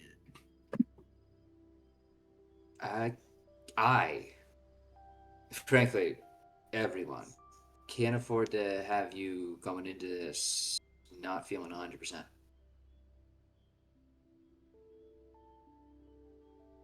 Not feeling like you're holding on to anything, some final thoughts or deeds that need to be done.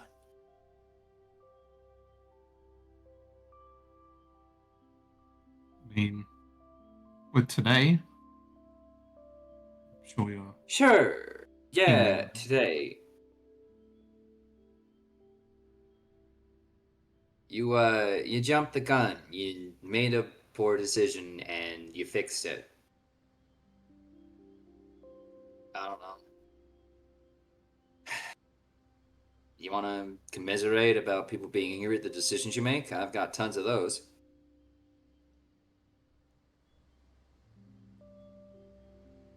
No, I guess I'm dwelling. Welling. Another fancy word for sulking, but sure, what would stop this dwelling? How do I make it better? I'm not gonna lie, I, like, above table, almost expected you to say, can Mama K make it better? Can Mama K make it better? Um,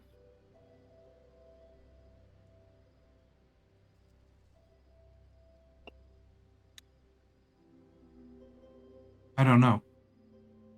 I've never.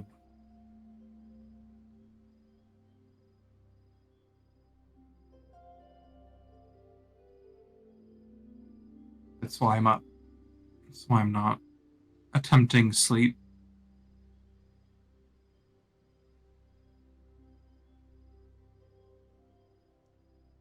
Let you just stay with me then. I know you're divine, but don't you sleep? Depends. Do I want to or not?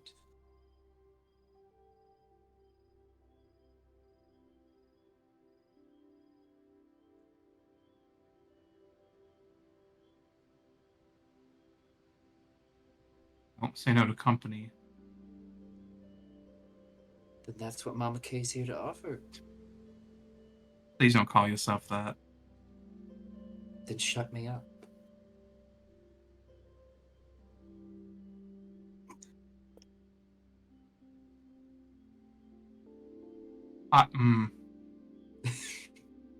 I think you like it too much.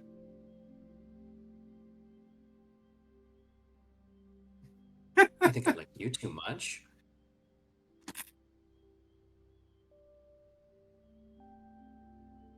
I think a goddess is basically throwing herself at you for quite a while now, and you've been bouncing that back like a brick wall. Maybe I'm just sensing a crack. Blood in the water. Now's my chance to strike.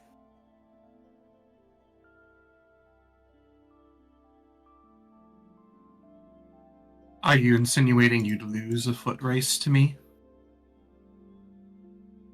Well, you know, a lot of people can trip. But we can race some other day. She reaches over and holds your hand. I'm just asking you to spend the night. She will. I'm trying to think like the word for it. So, guess, make a. She won't like flinch or like retreat or anything like that.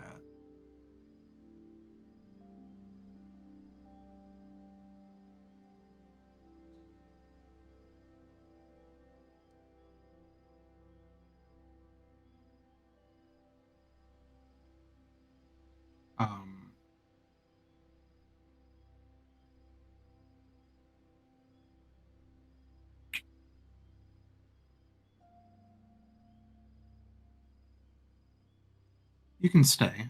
But I might not have much to talk about right now. Much else to talk about.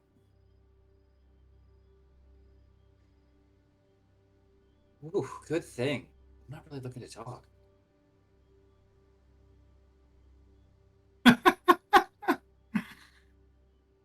We can fade to black if you want. I will continue to flirt with you if. Yeah, I might need it too, just because like I don't know what else to say that isn't going to be either cheeky or just like a abrupt, awkward stop. Well, I got one idea of how you could end it. Oh damn, that sucks. I guess you better write your fanfic. Don't worry, I'm already on it. That scene will draw to a loving close. And we will rejoin in that moment we left Leo. The early morning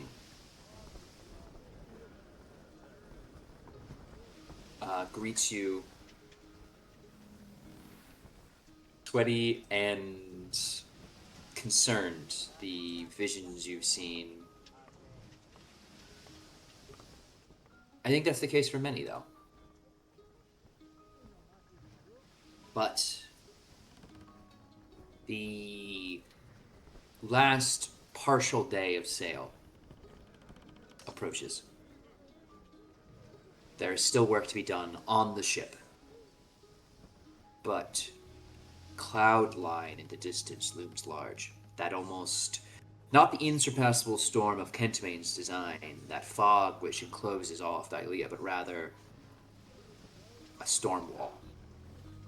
Thick and heavy with rain and thunder occasionally streaking across it. Sits on the horizon like an ill dawn. But y'all have a plan for the day. It involves a Janken.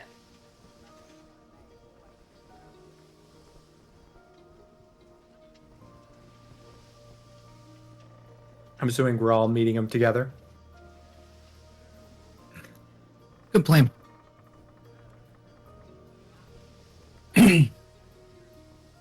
So yeah, I think just early in the morning, we go and find them and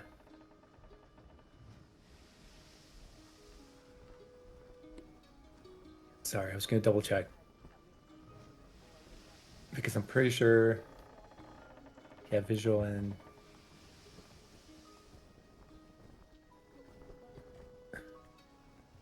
so like it's gonna be obvious that we're casting the spell, right? Yeah, I think everyone in the zone of truth knows they're within a zone of truth when they attempt to repel it, whether or not. And then, of course, as the caster, you'd be aware if they succeeded or failed. Mm-hmm. So it's a very, I mean, it's zone of truth. I think everyone it kind of plays to its name. There's no sneaky zone of truth. Well, yeah, okay. The sneaky zone. Yeah.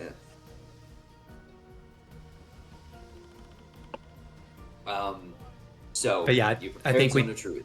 Yeah, or like I have it ready, but I think before we reach him, I do say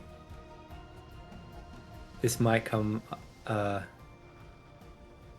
as aggressive to him, so hopefully doesn't come to Oh, that. I just plan on telling him that's the plan. Yeah. Okay. I don't think there's any reason to hide it. Cool. Then yeah, let's head over.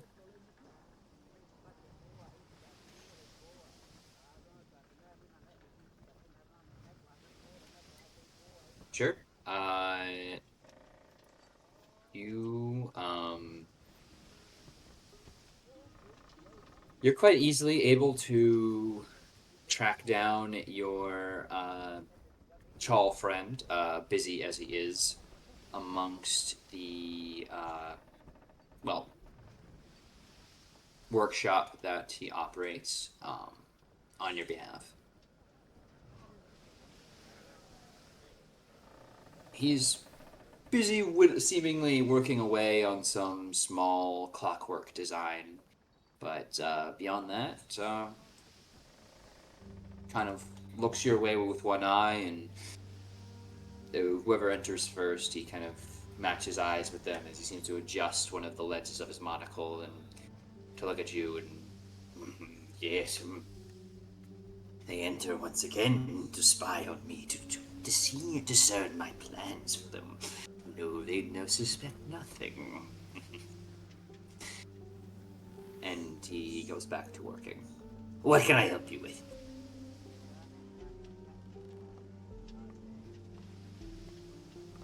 Well, we are getting ready to arrive on Praxis.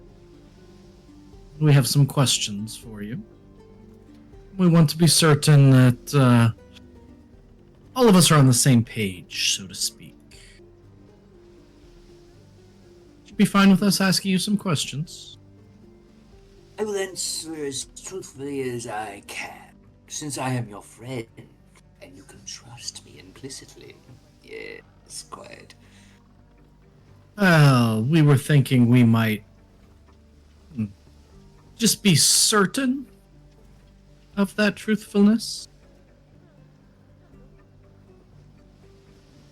You intend to charm me? Oh, there's Hostile no... magics is the basis of friendship. No, they would never do that to me. I built too strong of a relationship with my friend. Oh, no. Charm. At least I think... Leo, is it technically a charm? I don't think it is. I don't think so. No, let's call it the... And I'll find an unoccupied stool somewhere. And I will move it to an empty place in the room.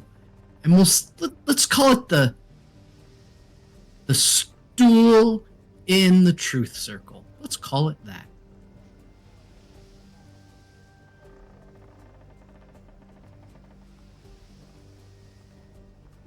I see. I mean, you're our friend. You'd sit on the stool in the truth circle, wouldn't you? An employee from the feathered one. A trick to deceive me into giving away land.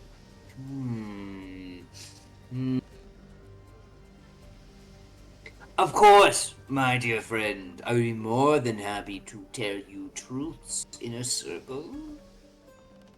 Circle of Sure. truths. In a stool of truths. Yes, exactly. And as you know, we want to show our friendship as well. I will happily stand in the circle with you. It's gonna be a pretty big circle. I'm pretty sure everyone will be in the. I don't know how big the circle is. What was it? 15 foot radius. We'll all be in the circle together. Unless someone doesn't want to be, in which case they can go 16 feet that way. I'm down for truth time. Yeah, truth circle. See? We're all here.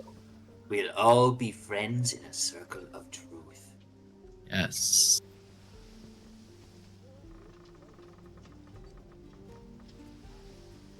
Leo, could you go ahead and empower our circle of truth friendship with the stool in the middle? Yes, and then I proceed to cast the Zone of Truth. Charisma saving throw of 15. And so I assume everyone needs to roll, right? Only if we resist They are it, right? attempting to resist. So if anyone wants to attempt to resist, to be If anyone wants to attempt to resist, do you know or not? Because it'd be really funny to just send a roll to Turk's DM. Oh, that's a good one. You could. You could. I mean, doesn't To he be know? honest, I'm real dumb and don't know how to do Know that. if So. succeed or fail.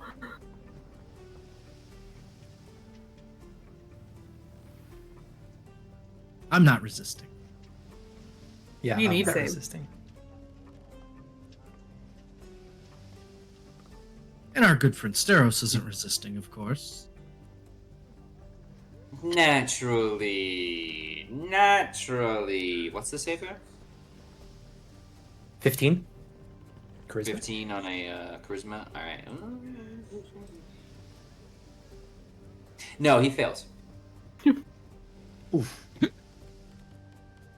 Oh. Well, Steros, it seems pretty clear that you're looking for the nearest opportunity to backstab us and try and kill us. I hope you imagine that you can understand. That makes us all a bit uncomfortable. But we like you for some reason. Most of us. And so we want to come up with an accord.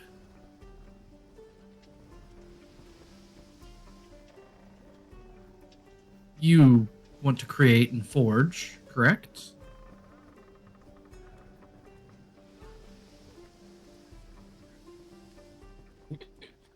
Are you going to refuse? I enjoy creation. Listen, and destruction. your willpower up to this point makes me think you keeping your mouth shut isn't likely. Yeah, no. I enjoy creation, yes, this is true. And if you backstabbed us, you know that would lead to your destruction. Right? It's truth time. Deep down. You would all stop laughing at me. All of them would stop. Laughing at you. We've appreciated everything you've done. No, I've seen you all laughing and snickering behind my back. I've heard you all canoodling about, spiting me, thinking I'm some traitor in your midst. Something to be used when you need to kill and nothing else. Fix your owl for me. Fix my owl again. Are you a traitor in our midst?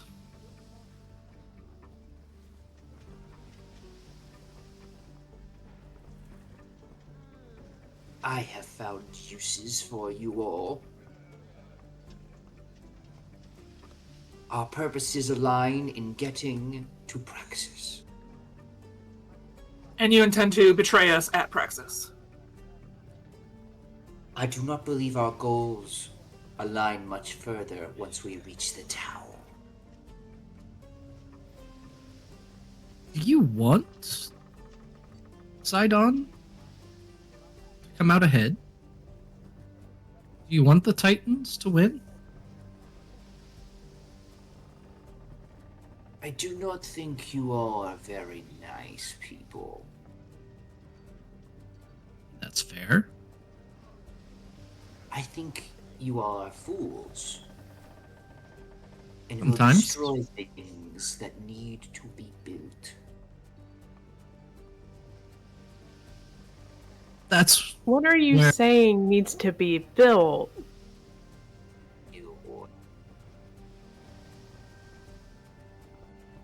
A great legacy.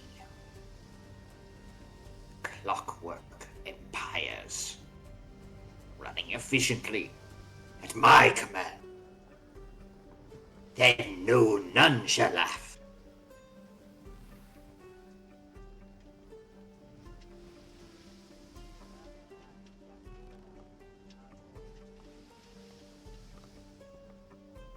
So, you're looking, what, to attach to our success and take over the world?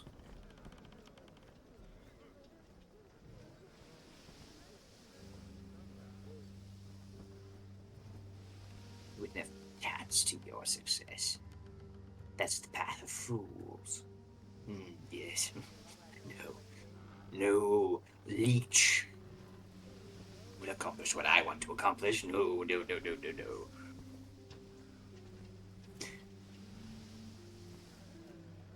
But this isn't about me. Oh no, I assure you, this is all about you. You want to know if you can trust me. You want to know if I will kill you all when given the chance. Well, same as you, of course I will. You will kill me as soon as I'm inconvenient to you, so I have been quite convenient. Quite nice. Were I to displease you in the lizard's clutches, were I to attack and fulfill my duty to them then, would you have not struck me down? Yes? Were I to play my hand and attack you when you are all weakest, beleaguered from long days' travel, would you have then reciprocated with whatever forces you could remain? I can assure you, if at any point you attacked us, we would fight back. So it is in my interest to be kind and pleasant to survive.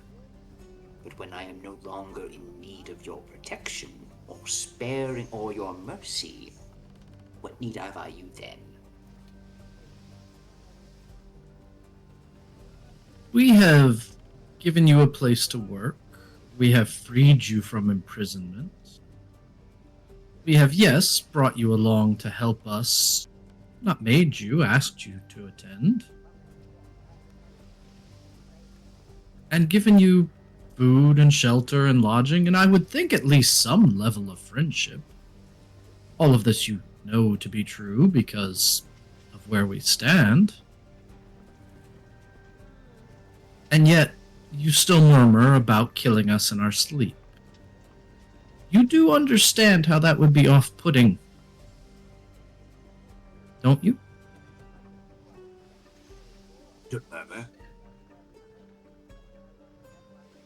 Okay, did you feel that tingle when you tried to say, I don't murmur? No. Truly. He doesn't think he murmurs.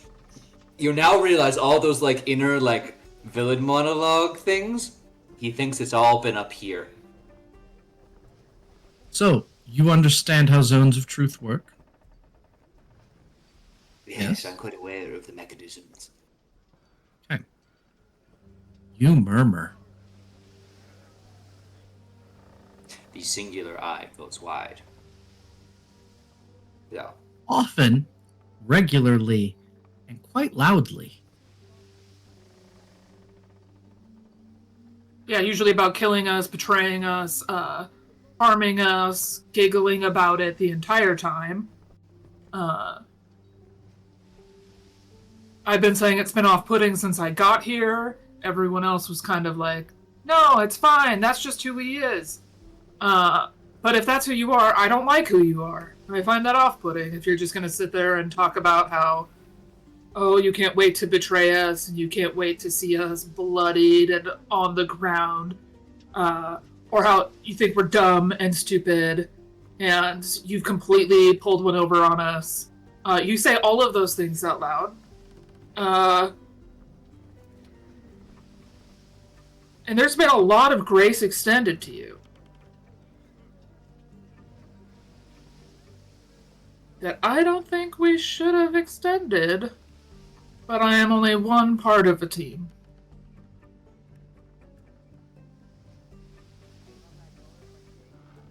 See, we thought it was cute and amusing and you didn't really mean it. Oh, I thought you meant it the Borg- whole time. But Borghild has, getting to the Borghild has pointed out to us that there's really no reason for us to feel that way.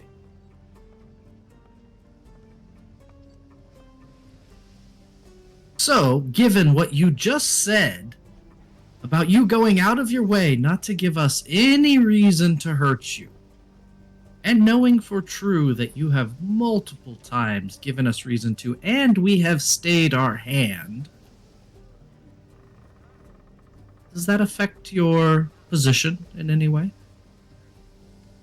Do you think perhaps we have been trying to be friends? That we have not been laughing at you behind your back? In any kind of mocking or derogatory way? I would like a recess. No, that's not how this works.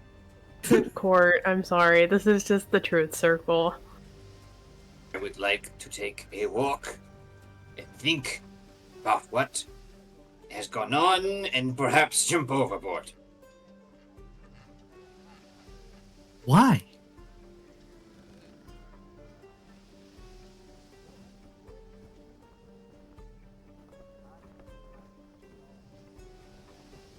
So I might get far away from the Ultros in order to call my father and be pulled up properly to praxis, so I may work in the forge once again, so I may turn on all of you when you arrive there.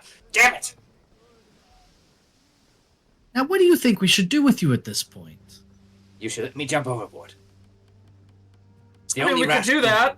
That could be something that we do, as long as you're also okay with us fastening significant heavy weights to your body, and maybe enclosing you in some type of vestibule of some kind that allows you to drown swiftly. I would not enjoy that part, actually. That would be very bad for me, and I want to avoid that. I like the jumping overboard portion of it. The heavy weights for you, I'd be fine.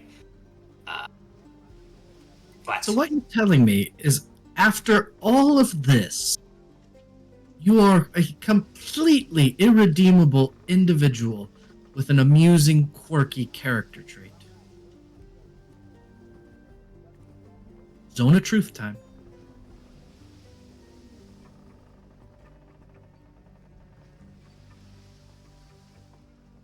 Your pause says a lot. I don't think you are all as nice as you think you are. I think you're someone who fries people without hesitation. In fact, fries people without provocation in some cases is taking a pretty high and mighty position to talk about morals and judgment. Not talking about morals and judgment.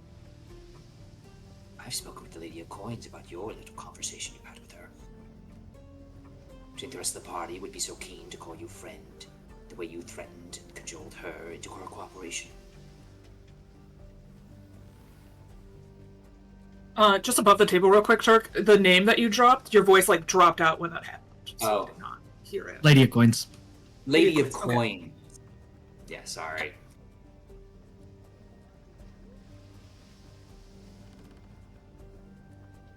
Here in this circle of truth, I can answer that truly.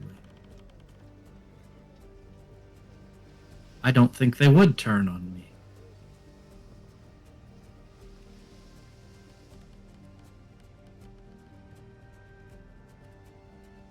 Do you know what happened to the Lady of Coins?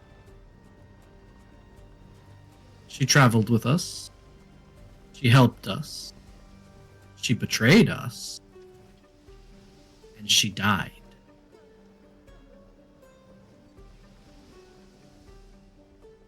Now, what do we think we can learn from that?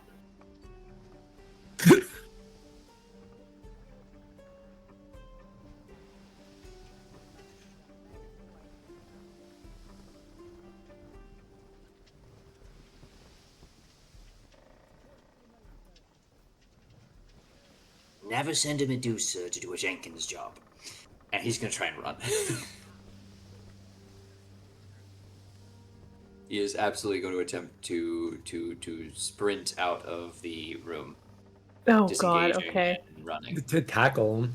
Wait. Do I have hold person? I might. It's unfortunately not a graceful thing, but Yeah, I'd cast Zephyr Strike on myself. You want to run fast? I can run fast. Okay. Leo, grab him. Oh no, I you have better. I have could- hold monster. Do that too. Eliana, help. Let's have like some backup plans instead of all eggs in one basket.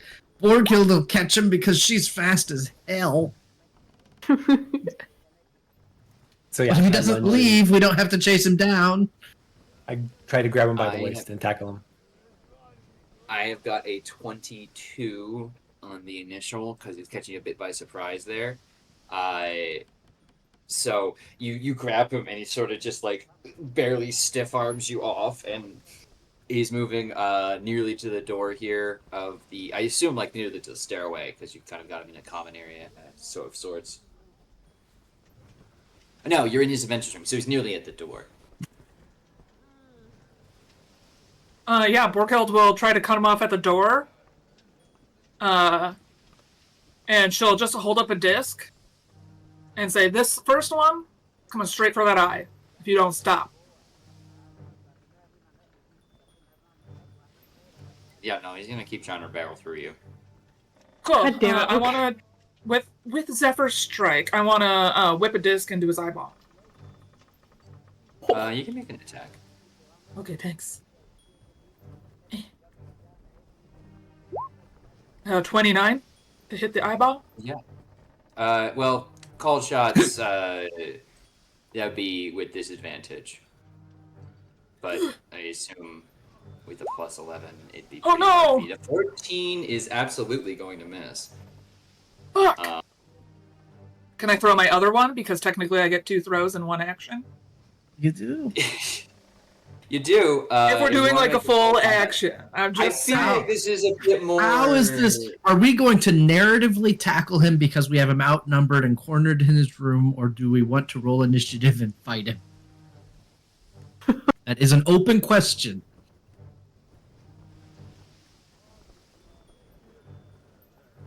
I'm... I'd rather not fight him. Yeah, I'd rather not Yeah. move. We're gonna I love have this to stuff. fight him at this point.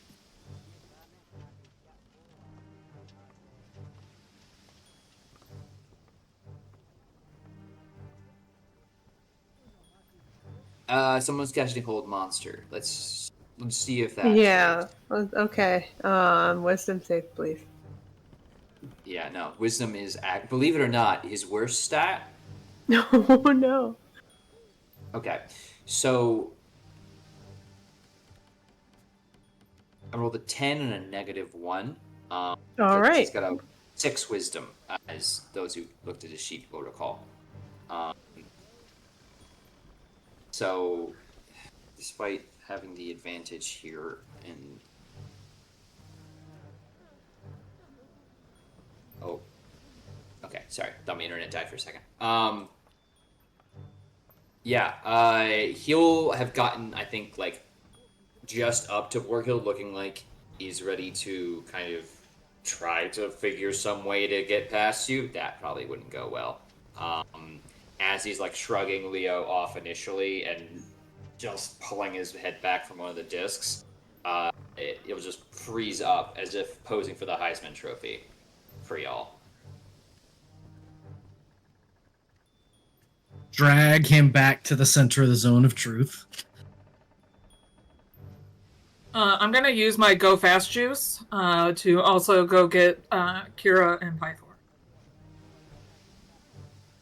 Sure. It's just like a caffeinated cartoon character. You roll up, and I go fast. sure. They're able to keep pretty good pace. Kira especially, and soon you've got a room full of important people.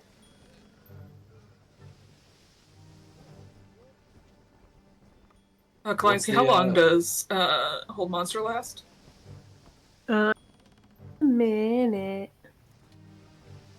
Yeah, it's up to a minute. And there's no saves at end of turn stuff. Let me You're see, it holding might them. be. You're holding them. There's no point in Okay. starting. I mean, There's a billion things that could go wrong for him in this instance.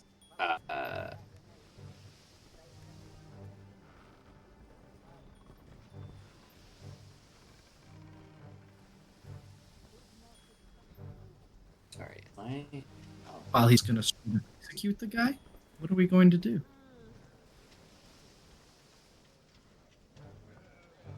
Do we let the gods decide? That sounds ominous, but they're going to be here any second.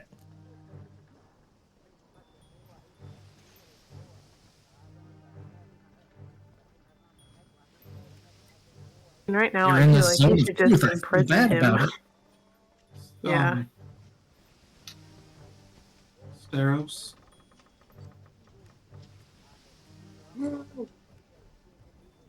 What can we do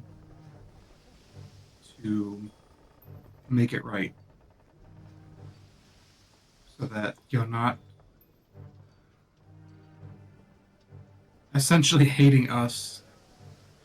That you don't want to just stab us in the back.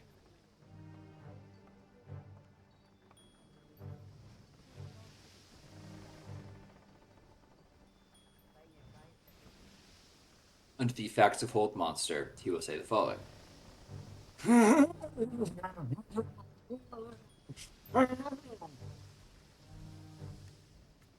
Should I stop concentrating on it? I feel like he's just gonna run again. As long as he's tied up, he's not going to go anywhere.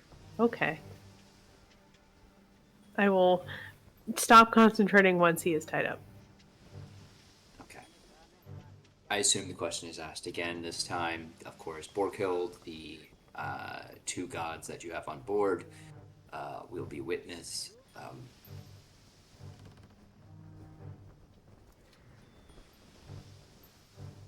I promise to leave me alone to my work. The forge and the tower must be mine.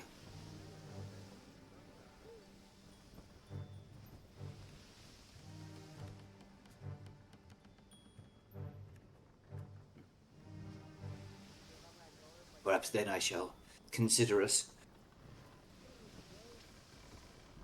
equals. Less likely to turn on you, perhaps. I only want to be at the forge. I was What sent of- from it. What of the Mithril Forge? Ah! Salamander piss and dwarf scum. Damn! Cold. Right in front of the gods, Oh. too? That's crazy. The only superior forge is here in the Tower of Praxis. Yes, only there can the wonders of the world be built. Such is its prestige and power. I could work the Mithril Forge. No, but is it grand enough? Nothing's grand enough. Oh. He seems to have a pretty high opinion of the Forge at Praxis. What makes the Forge at Praxis so above all others? Other than the fact that it's in a tower. You mean despite the view? Yes. Well, you can't beat the view. I mean, everyone. Despite the wall between the living room and the kitchen being knocked down to give it a big open feel. It's actually, it's a California style forge. Garzoon leads the most advanced creations in all of Thylea. Creates the most incredible works. The Myrmikis he works with are talented, but ask no questions. But they are no fools. They don't seek to pin people down and understand them. No. He has created a most wonderful, wonderful thing. There are armies ready to conquer the world, ready to conquer all lands of this planet. Beyond, oh, beyond. He seems to look towards Borg Hill as he says that. Your people will fall. They all will fall. Well, I think this is where we go to no deal, friends. yeah. So with the gods here, at least I assume they've made it back. Yeah. We have a bit of an issue. It seems we have thought more highly of Steros than he has of us. He plans on doing awful, terrible things, and I feel like some kind of judgment being passed would make it feel much better when we sink him overboard. Can't you just kill him? That too. Like, not the terrible I way? mean, yeah, it's like considering he just like I don't know directly threatened Borghild and her crew. I think Borghild, what do you think? What do you think about this? I defer to whatever your choice is. Making it more clear. He wasn't threatening. He was saying Garzoon's works are threatening. The work of the Forge is the possibility of supplying an entire army. Yeah, that he wants to work at. Yeah. Yeah, I guess he was working his way up to threatening Borghild, but he hadn't gotten there yet. No, that was enough for me. Yeah, that's fair. He's tied up right now, right? Yes. Borghild is gonna set down her beautiful little discs on the floor. And it's gonna cross over and give Steros a quick pat on the back, kind of gripping his trap a little bit on the second or third pat. And then she's gonna attempt to drive a hand axe into his eye. Because I don't want him using that for blasting if we're gonna be fighting him. We are in close quarters, everyone. I'm not letting him put a hole in the ship. I mean, again, we have him tied up and defenseless. I'm fine with narratively executing him if we're fine with that. Yeah, checking with everybody here. Yeah, that's what I'm doing. Yeah, like just continuing to say threatening shit. Like, This has gone too far. He stopped joking. There was no redeemable element. It's over now. I'm amazed he's gotten this far, truly. because we laughed it off. We kept laughing. Well, and then he also Mostly really as helped players. us, and he also helped us during battles, like a lot. True. He was a pretty good fighter, yeah. That eye blasted really helped it feel like Chrissy's Eldritch blasting was hidden. And we gave him the Legit. opportunity to like see like what could we do to like, kind of fix what we kind of a little bit fucked up, and it just kind of went, spit in the mouth. Well, There you go. as a loving send-off to our mumbling Jenkin giant, he looks at you. Always my favorite, would always be the hardest, but... And, you silence the thoughts, the eyes, the everything of Steros the Jenkin. He is no longer a part of the Ultros crew, and the room goes quiet.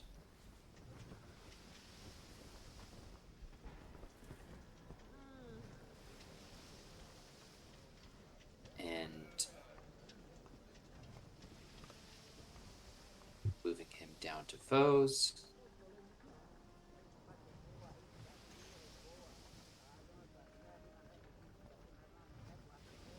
Well, that was easy. No judgments needed. I'd say that's worthy of a drink, but, well... Brother here's stone cold sober. So, good for you. I mean, I could never. But, again, I never have a problem with it like you do. still in the zone of truth. Did she pass that save?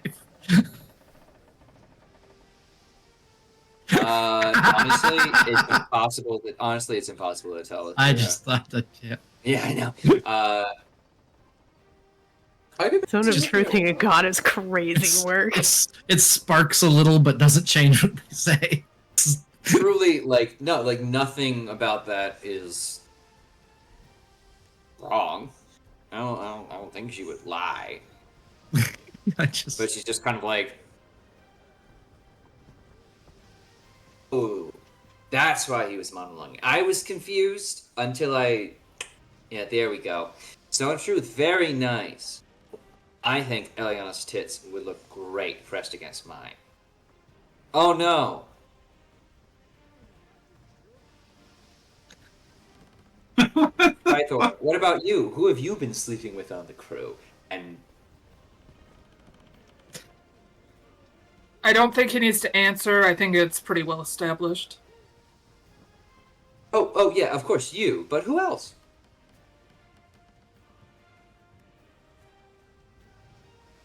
So, Zone of Truth was fun. You can turn that off if you want, Leo. Yep. I dispel that. Oh, no fun. I thought we'd get the lovebirds to finally admit to each other. Anyway. I thought you just did. What? I thought that was the whole boob smashing conversation. Oh, please. Eliana, I've been a thing since way before you were on thought. Don't worry about it. I'll catch you up in my actual erotic journal. You mean this one? And she's gonna pull out one of the many editions of, like, journals she has? Or this one? Explaining to you, those are decoys left about with my early drafts. I do not nearly capture the volume. The hemlines? Hemlines are so passe. I'm here to talk about form and shape of closer options. We should talk. Okay. This one's written by in. someone called Twitch Vaad. A popular surname of mine and many others. That being said... Is this Fun. YouTube shorts? Those are my Wrong tube one. shorts. They're, No! Tube shorts? it's an archive of my own. You mean a skirt?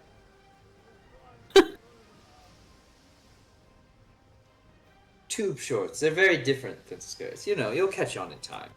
I've been talking with Oath, or I've been trying to. Guy's impossible to chat with. Anyway, praxis. What's the plan, folks? Arrive, climb the tower, kill a titan. Well, that's good, because it's on the horizon.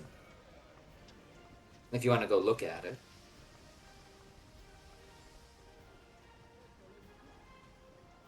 Well, it's time to face what's before us, huh? And Thranos will head above deck.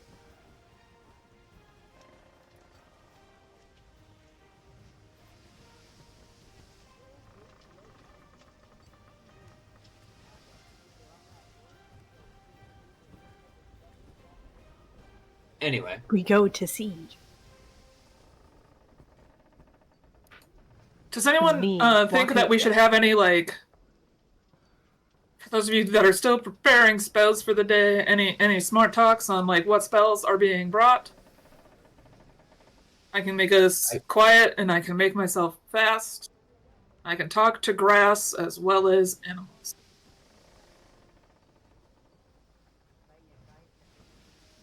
Definitely that grass fast. might be helpful. No. Oh shit, I just remembered something, guys. There is a wolf in with Ivar now. It's chill. I Okay. brought them as a source of comfort, and also, maybe we do Chandras next. Because I think he might have fucked with Ivar in us. Just a heads up. But we can wait until after praxis, right? Yeah. I think if anything's become clear by the conversation with Strenos, or Steros, we should probably not take for granted who we've allowed in our midst. Sorry, not to... We've been keeping a pretty tight watch over Chandras. Especially after... Well, the fact that he exists. He hasn't gone in that room. We've made sure of it through some...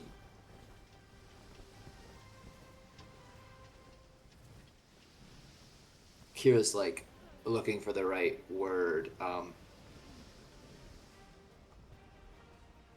I arm wrestled him till he couldn't move anymore. For the day. For the day. Nice. He's fine, probably. I told him it impressed the crew and the heroes if he were able to, like, potentially put one up on me and acted like I would make him look good, and I didn't. He hit the wall pretty hard. He'll be fine. He's been sleeping it off. I think this is possibly, like, the most attractive thing you've ever said. So thank you. I've got a lot of kids, so that can't be true. Well, at least to me. Oh, there you go. Anyway, it couldn't have been Chandra's, so... Someone's been fucking with your friend.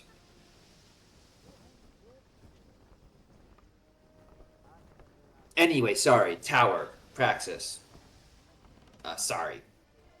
Don't want to get y'all distracted.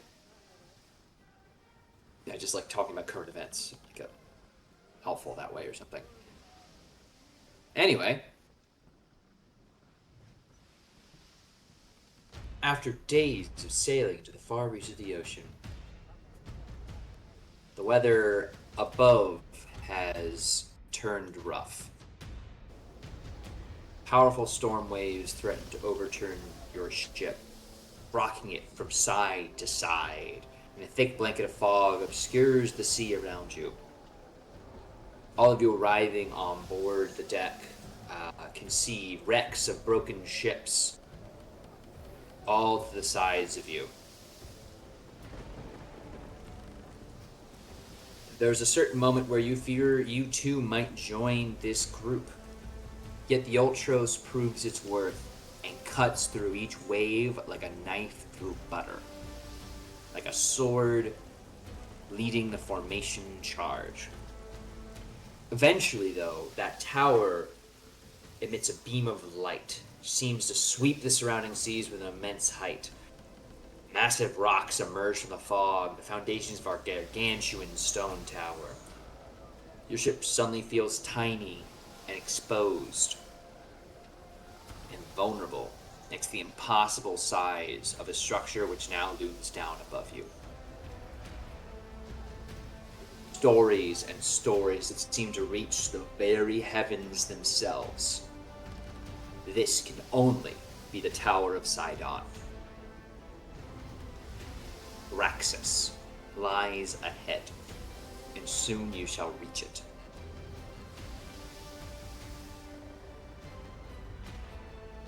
Beyond the whipping of the waves and the churning of the sea and the cracking of an occasional thunderclap, there doesn't seem to be an immediate challenge ahead of you. It seems that without a great enchantment or immense effort, reaching Praxis is impossible, and so no security has been immediately laid out.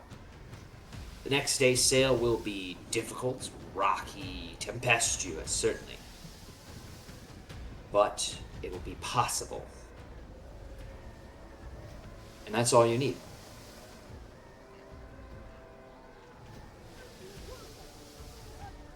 Does anyone do anything in extra preparation? As Borgo's mentioned, The smart talks about spells or preparations in regards to magic or other buffs. Any weapons or armor or anything like that we have that we should be better utilizing? Like, we have got, I think, just a set of boots of flying just sitting around. That could be helpful in a tight pinch. It could. Because we got 2 pairs of them, and I think... Is it Leo that has one of the pairs, or was it Calliope? It was not I. Yeah, I Calliope think I got is those. wings. Well, I we think have it's 2 like- pairs I mean- of boots of flying. They do require attunement, so... I have an extra ring Ooh. of. Well, I guess it's not mine to give away. I have all my attunement slots open. I All actually. of them open? Yeah, Ooh, man. Yeah. I haven't Okay. taken nothing. I only owned 4 things that required attunement. And Calliope has my ring of protection now, so. I know, 'cause, like, what I wanted to do is, like, we can flavor this however we want in character. It's like, I am going to unattune from this Wand of Binding, and I'll attune to the Ring of Protection from Thrynos.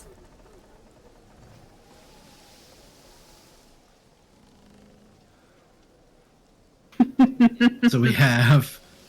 There won't be any consequences for that later. We have a wand of binding. We have Well, boots of flying. Alright, I'm I taking a will pair of remind boots you of all. flying. I'm doing it. I will Yeah, you remind need to you take one all of them. that where that Wand of Binding came from. If you don't remember, that is what came from Chandra's slash Lutheria. So take with that what you will. Yeah, so Leo, you get 1 pair of boots of flying. Okay. The other pair of boots of flying Borkild has. I'm not sure Where what would other I items. find those? I see boots of speed and boots of levitation, but no boots of flying. I just know that we have think they're- them from the forge. They're called winged boots. Yeah, wing boots. Winged boots. I just need the naming conventions to all be the same for things. They're called That would boots be of convenient Hermes? and nice.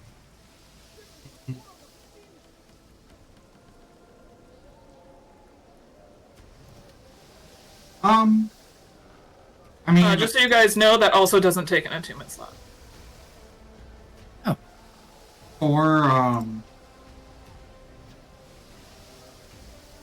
Sorry, were you asking it specifically does. for the Winged boots does take an attunement slot. Yep. Yes. It just, my sheet was not loading that part.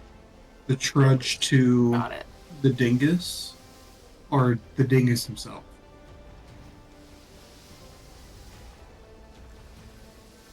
I mean, assume that we'll run into the dingus or trudge to the dingus. What's a dingus? Sidon.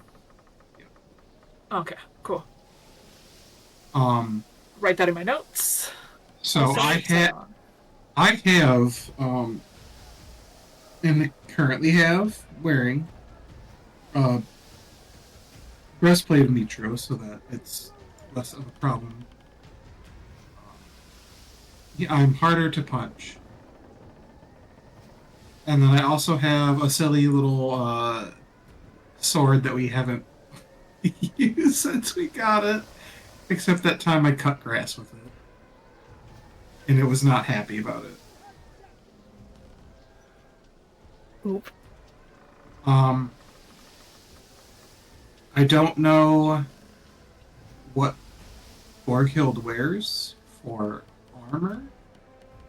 I wear Mariner's armor that Turk gave me when I started this campaign. 'Cause It I do helps have me a- not drown. I do have a mithril breastplate. Don't know if that's better for you. Is that medium armor or is that It is medium armor. It is a breastplate, so it's 14 plus dex. And you do not have disadvantage on stealth. That would be quite sexy and quite convenient if that could be lent my way. Yep. Sorry for you magic users that don't get to wear armor. I am a magic user that is. Look at Threnos. I feel like we've got like 3 of us. Like we've got a warlock, we've got a sorcerer, and a Oh, yeah. bard who can like flounce around in light armor. Maybe. Hey, warlocks can wear But light armor. what's great about my subclass is I do have the feature armored poet, so I can wear armor. This Nice. is very nice. For the Look at that. record, So now For my AC context. isn't shit. Threnos has an AC of 12 and no way to get out of that. the That's rough, buddy. Just get good, The, Lamau. other thing I want to... The angry swords you mentioned, the Titan's Bane, Yeah, Titan Slayer longsword. the Hand that to the Leo. blade of Talius. Blade of Talius. Huh? Who the hell? It's a name that we've been really pushed into your mind a whole lot when you held it. It wants to go back to Talius really bad. Who And the is that? sentient sword is going to be pissed when we pull it back out of a bag. You know, you could make me a history check. Oh, boy. You can remember. You potentially would remember this name. Is it linked to something else you've been told? I did it. I got a 23. Talius was the name of one of the Titan brothers of Poseidon and Thylea. Okay. The one The in ones that particular made the ant was- people. Yes. Okay. The Titan's folly is Talius's folly in the old stories. He is currently apparently pulling Lutheria's barge. Oh. Oh, cool. So Oh, that's Kill- right. Yeah. It's coming yeah, back. not kill the siblings with it, and then bring it back. But like, here you go. Yeah. Thanks for that. So, Easy if we peasy. have a longsword of Titan slaying, and looking at the group gathered, Leo, what sword are you using right now?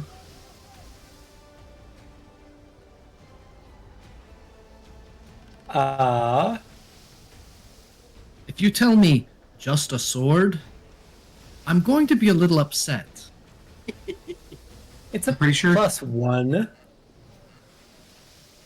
Take the Titan slaying sword, and when we say we have some loot, is anyone interested? If it's something you use, lift up a hand.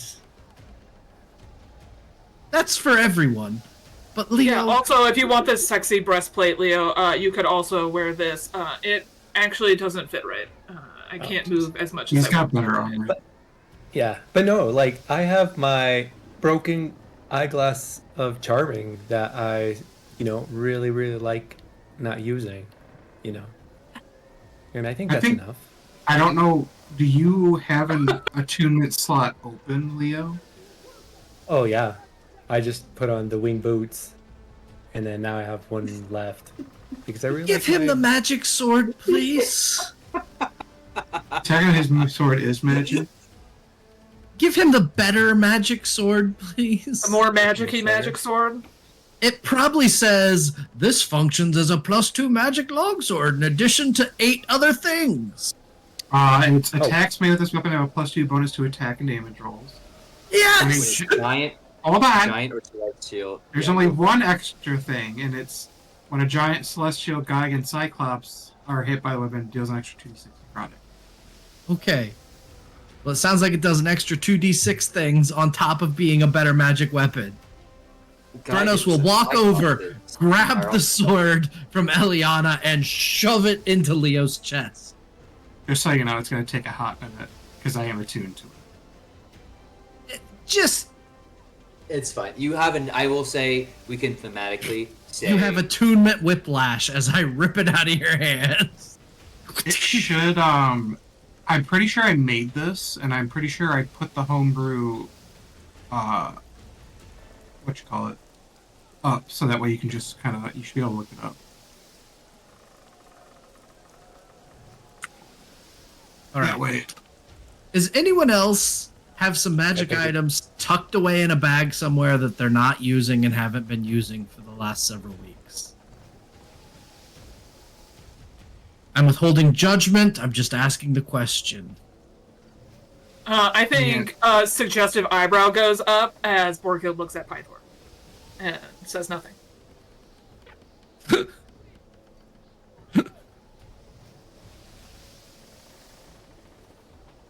He gets it. It's fine.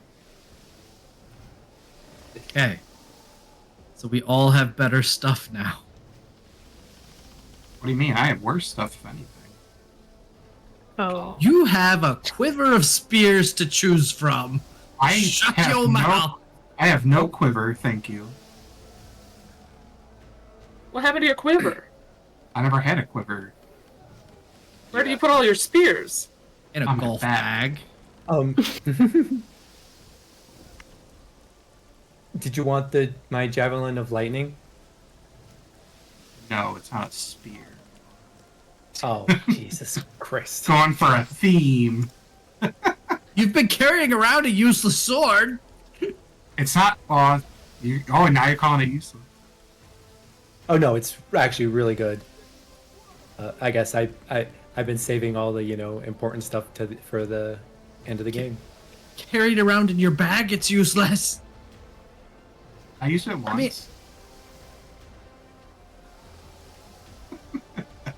Sorry, dude. Well, thematically on par, I can't do anything with the javelin. I can make my own, though. Didn't you keep the javelin as a ranged option? So is that it? Have we passed everything out? Leo, you have the golden shield of Vulcan, correct? The shield? Yeah. Alright. Do you know what that does? Yeah, it's somewhere. Okay, as long as you have it, I just want to make sure. Yeah. You put like a humanoid's head into it. Severed head of any medium or smaller creature can be placed into there. The user can spend an action to activate the head and gain the benefit of one of the creature's traits for 5 rounds. Spellcasting of any kind will not work, and it can only be used once per day. But in addition to that, you can cast Thunder Wave as a bonus action, and while holding the shield, you have advantage on initiative rolls and perception checks. So, Been using that the whole time, right? Of course. Do you want a Geigen head? Because Steros is in the other room. Would that fit? No. I think he's technically he's large. large. He's large. Yeah. No. Like we've been fighting a lot of large creatures. Oh yeah, Sure. we've not come across any meat. What about the hags that are floating down the sea? Oh, that was a long time ago. That was yesterday. Ugh. Get the Okay, it was like retirement 3 seal. days Oh, ago. hags, but yeah. hags. No, I was no, thinking that of was Paris. yesterday. Yes, it was. Yesterday, Oh, a those month ones, ago. that's right. Fuck. No, there were another set of hags several days ago. All This kind was of mushed hag- together. Hags 2 Electric Boogaloo. something. I knew someone Alright. was gonna So say it. now, have we properly doled out items that we've not been using? Reminded ourselves of their existence? Putting I away think my we're doing a pretty good job. Okay. And we can obviously check in the meantime between sessions. It just Oh no, I love upset Thrynos sorting this out right now. yeah. It's very funny. Okay. We're all good. I think we should take some time to think about what has happened and get on that island. Questions? I have a question. How dare you assume it's an island? What do you mean? Is Praxis a continent? What's happening? The massive stone tower. As I move y'all over, and we could, if we could please, move to a map view, like, because you're also gonna want to see this chat. This massive stone tower must at least be 1,500 feet tall. A large stone dock on the south side of the tower, which appears to be incredibly ancient, possibly thousands of years old, stands strong amidst the abuse of waves and weather, and a foreboding air surrounds the place. Birds wheel around the heights of the tower, but as the scale of the tower hits home, the size of the birds hits you as something that is not seagull-y, more massive than that. Beyond that, the only other giant thing you're concerned about is the giant double doors at the base of the tower that appear nigh impregnable, and the array of ballistae about the dock. Any attempts to take this in a straight-on fight would be met with harsh circumstances. However, seeing as I'm assuming y'all are using some method to get a closer look as you approach, or just have keen enough eyesight, you can see that at the base of the tower, occasionally rocking up beneath the waves, are pipes that seem to function as both water intake and refuse expellent.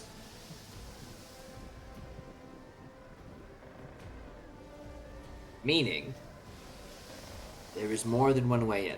Technically, you also know a third way, which is flying up the tower and seeing if you can't just skip this whole thing, but at the same time getting in a fight with whatever those birds are.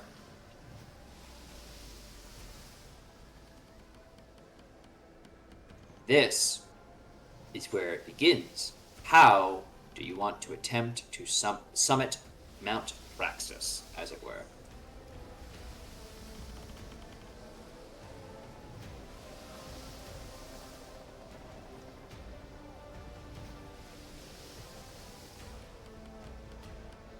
Calliope We looks can- to Threnos.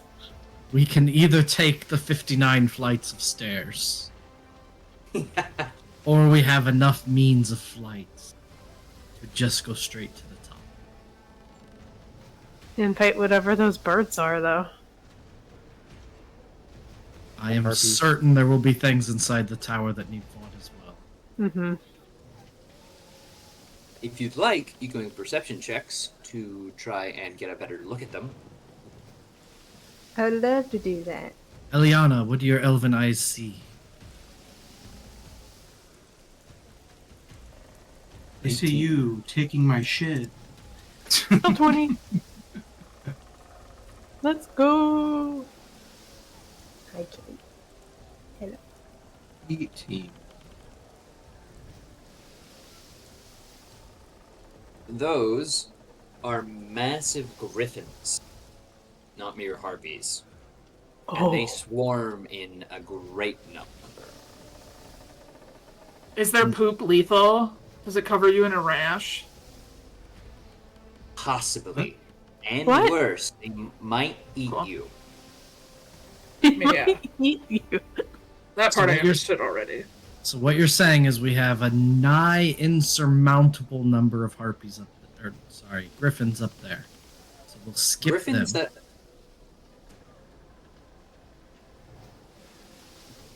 Griffins are visible right now.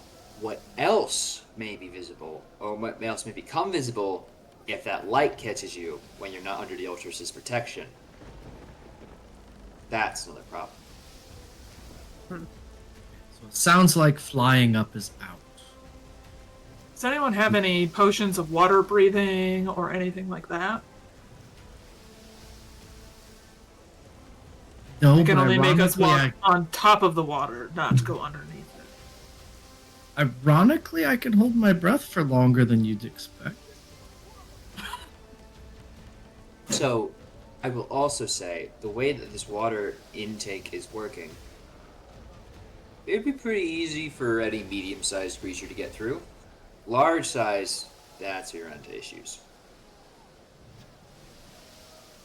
think this is a case where we shouldn't be bringing any of our allies with us. Sounds good. I agree. Yeah. Forward to Heartbreak.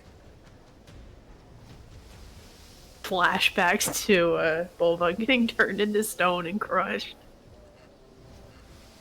Everyone has that same moment. That's what the anime screen is filled with. Yeah. I'm upset.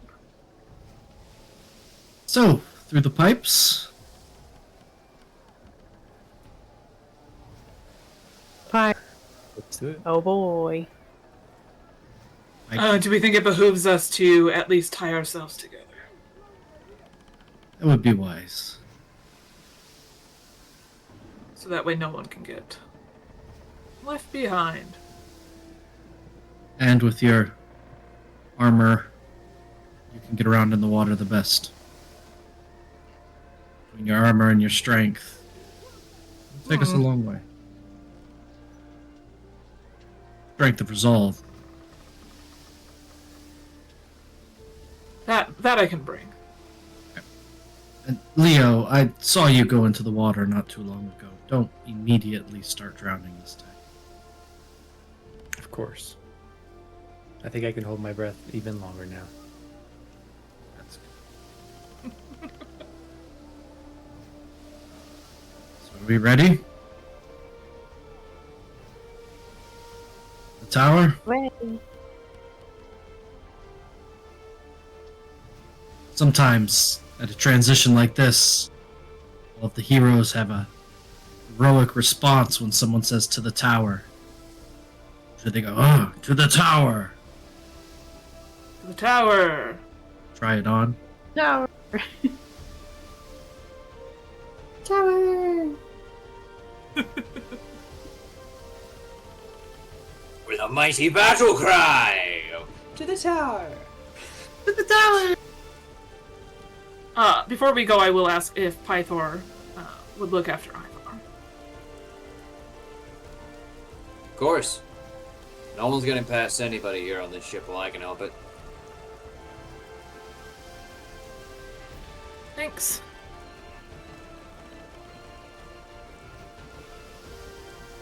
As Right. y'all are getting ready to get over the side, Bulbug is there with a pair of centaurs. They look ready to go. You have a ship to defend. What? I've got you to defend. I think this would be a good idea for you guys to stay.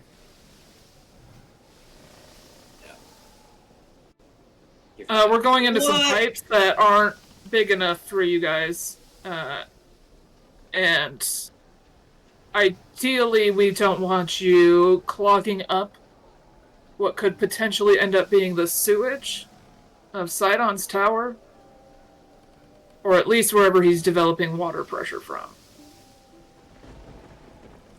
Your response appeals logically to them. You still see Bulbug, grasp his hands around that axe, that, great axe that you gave to him. The axe of Xander.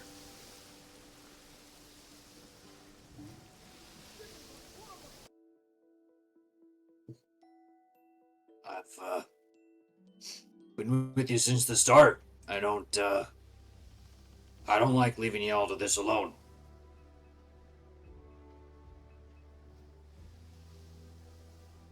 We're not alone. We have each other. And we need all of you here to defend them. Suddenly points to all of the griffins up in the sky.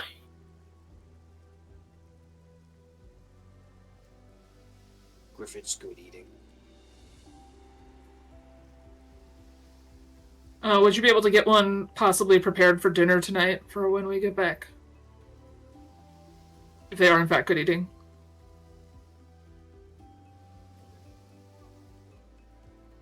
Suppose. We'll be back soon, Bulbug.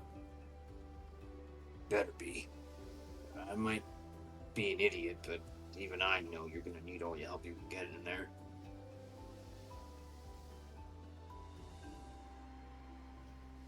I think we're in good shape.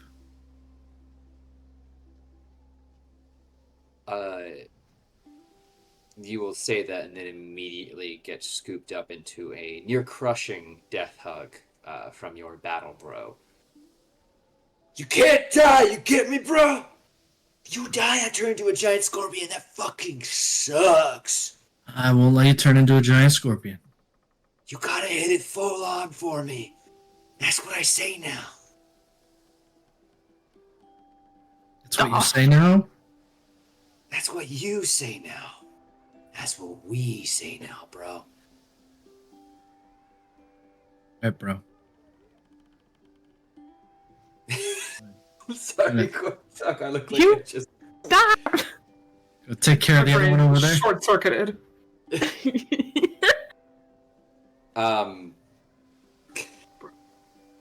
Defera, you're also similarly.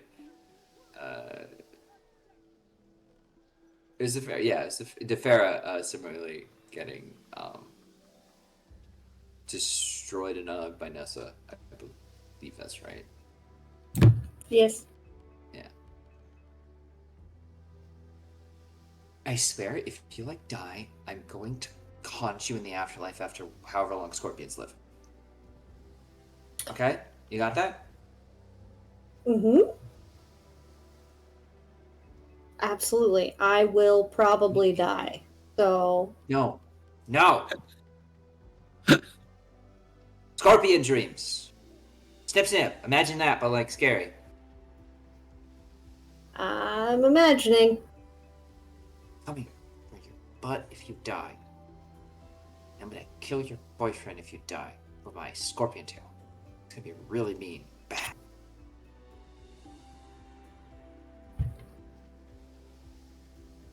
Alright. Well, on that note, she's gonna hug her again. You're really bad at reassuring people. You should talk to someone about that. Okay. If I make it out alive, Nessa, you'll be the first one. Okay, that's almost a start.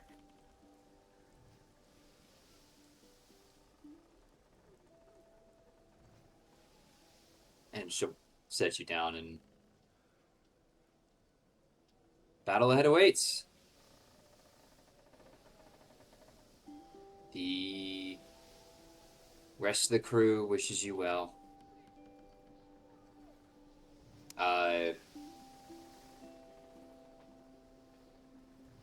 Defera, you feel something slip into your pocket, and Oath will just kind of pat you on the shoulder and then look like he's admiring the tower's architecture.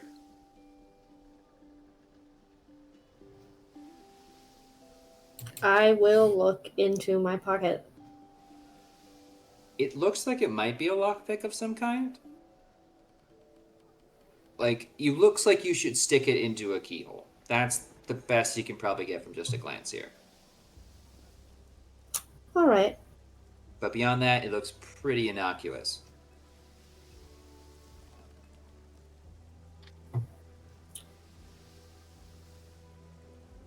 I'll just give him an old college back pat. Oh, I'm sorry. You're going, yes? You're getting out of here? Yeah. Well, then If I might as die, well. you can have my chair. I don't want your chair. My chair is clearly better. But I'll make Well- sure it's recycled into something useful. Very good. Very good. Appreciate that. Quite. Now, get out of here.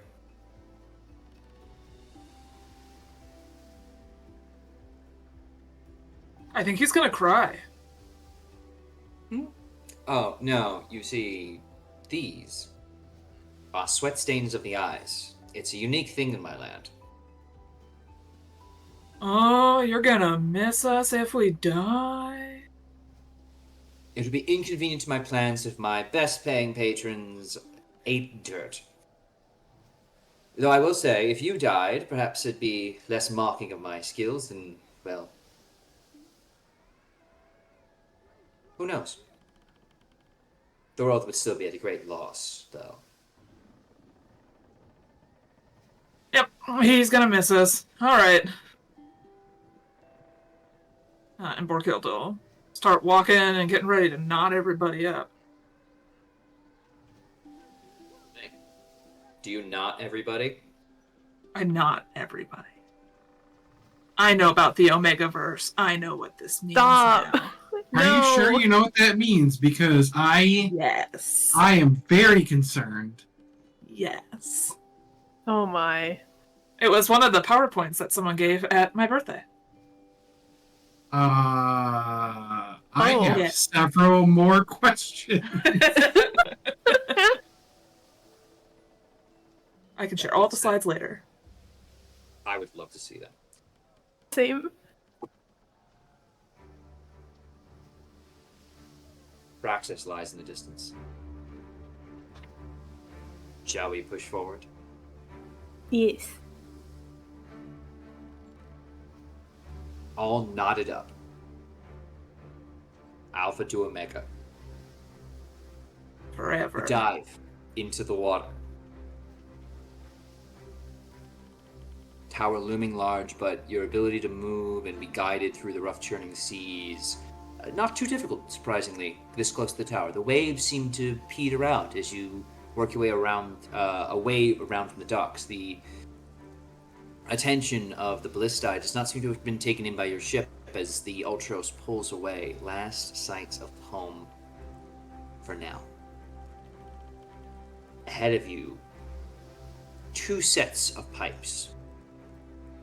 One, bronze pipes, which are drawing water from the ocean directly into the tower, about 5 feet in diameter. The other has murky water surrounding it, clearly a sewage expulsion system.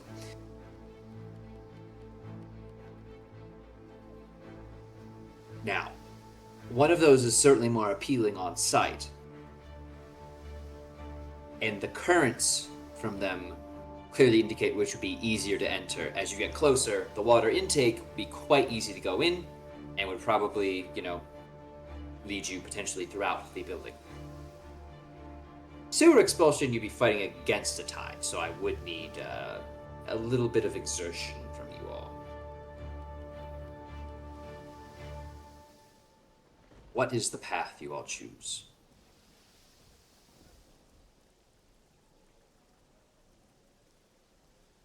Do we go up the butt or in the mouth?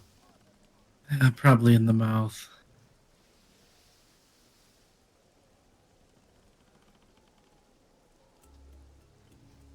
We don't know where it's taking us. For all Don't we know where know, we any could of be us- boiled alive. Well, I kind of feel that could be the case up either end. That's true. There could be griffin shit in that. However, the intake could split us up. That's why I attempted to knot us all together. God, I hate this.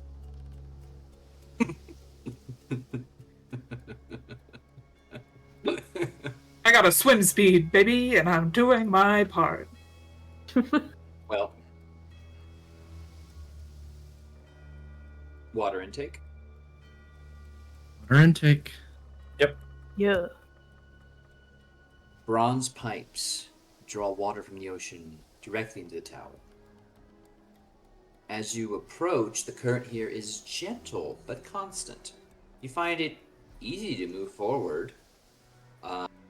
In fact, barely an issue. So long as you're capable of holding your breath, the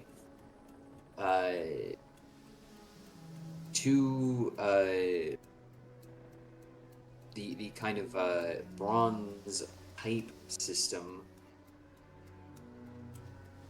seems to grow larger as you push through here. Eventually, finding yourselves, let me move y'all over onto the map here. Because gonna be a moment. I turn the map layer over. You can freak out, but I need you to not freak out. As Well, you that's find what I'm good yourselves, at. it kind of popped out amongst a group of large merfolk. Uh-oh. And a large circular chamber dominated by a large intricate system of machinery that pumps water all about the chamber. It seems these aquatic humanoids here all share a similar cyclopean trait.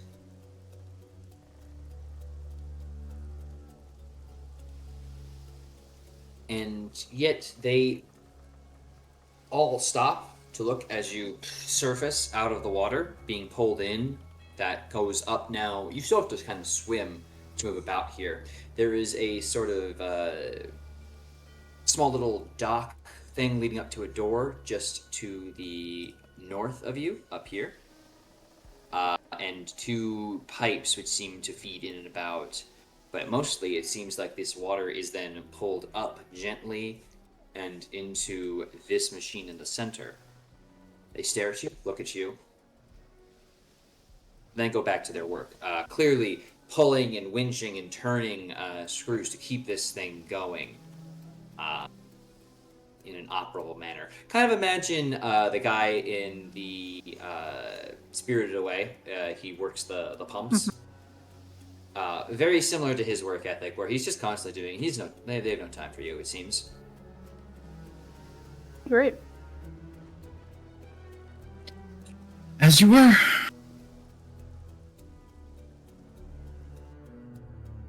There doesn't seem to be any, like, I don't know, sudden dings on the pipes that they're doing or anything like that as an alert or an alarm upon seeing us. Digging the pipes might impact their ability to operate at peak efficiency.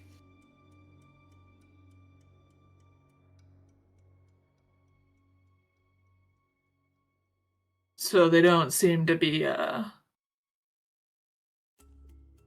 reporting anything to anybody? You can make an insight check. Okay. God damn you. That would have been a 19. lot better. But stupid pink fuzzy dice are betraying me. 19's great.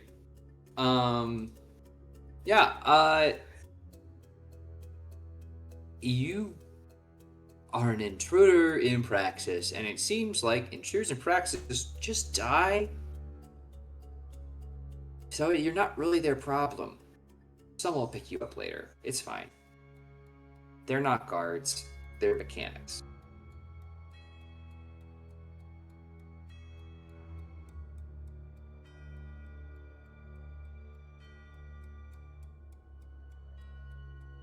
Theranos will Well. squeak by and head out the north exit. Sure. Once you all enter that room, just give me a pause so I can describe to you. If everyone's doing the same, of course. Yes.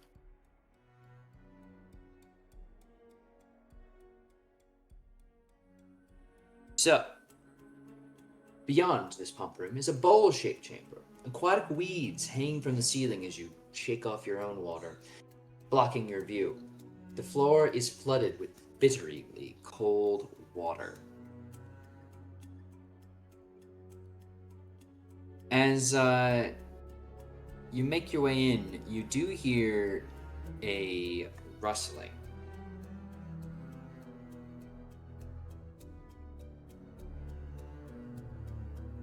We look around. Where's the rustling noise? Well, it's not too difficult to see because it's you. In fact, What? It's all of you. You all stare at yourselves across the way.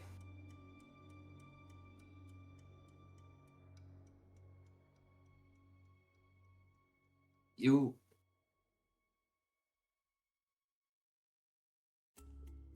Neither of you makes a sound, I suppose, unless you all make a sound. Can I shut my eyes? This feels like a trick. You watch the Borghild go. I think closing my eyes makes the problem go away, and if the problem doesn't go away, I hit it harder.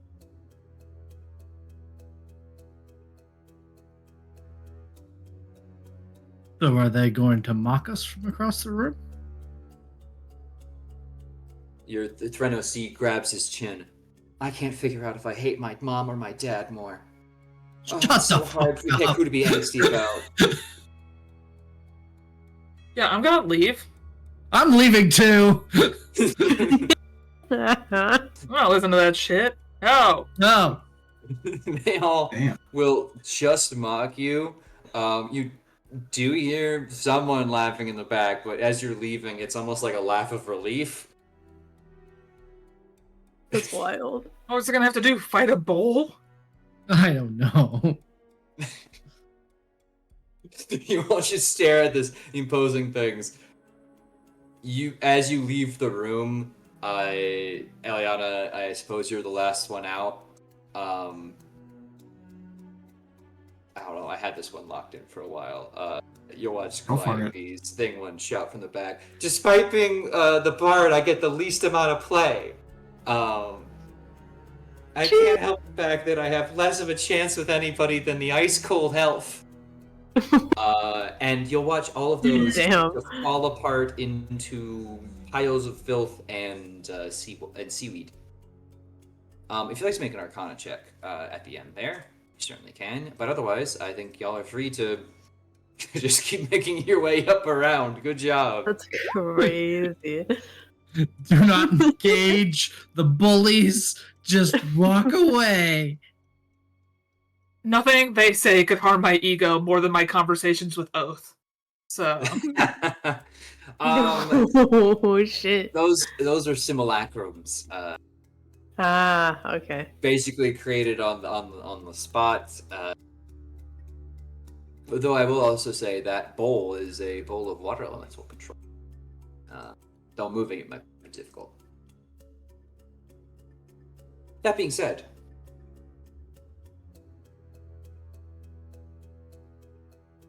you all. once we get to the big stairwell that's up ahead of us, I would like to cast Pass Without a Trace on everyone. Sure. The staircase ahead of you is quite large. Yes, and I want us to be very quiet going up it. We definitely Casting climb. that. And the basement levels pretty much bypass because they aren't interested in you. Up above, you watch the lights here seem almost cold. The entire light scheme is fractaled, and you now can see every room here is illuminated only by drift globe. And as you work your way up, sound of distant furnaces, hammering, and machinery can be heard throughout.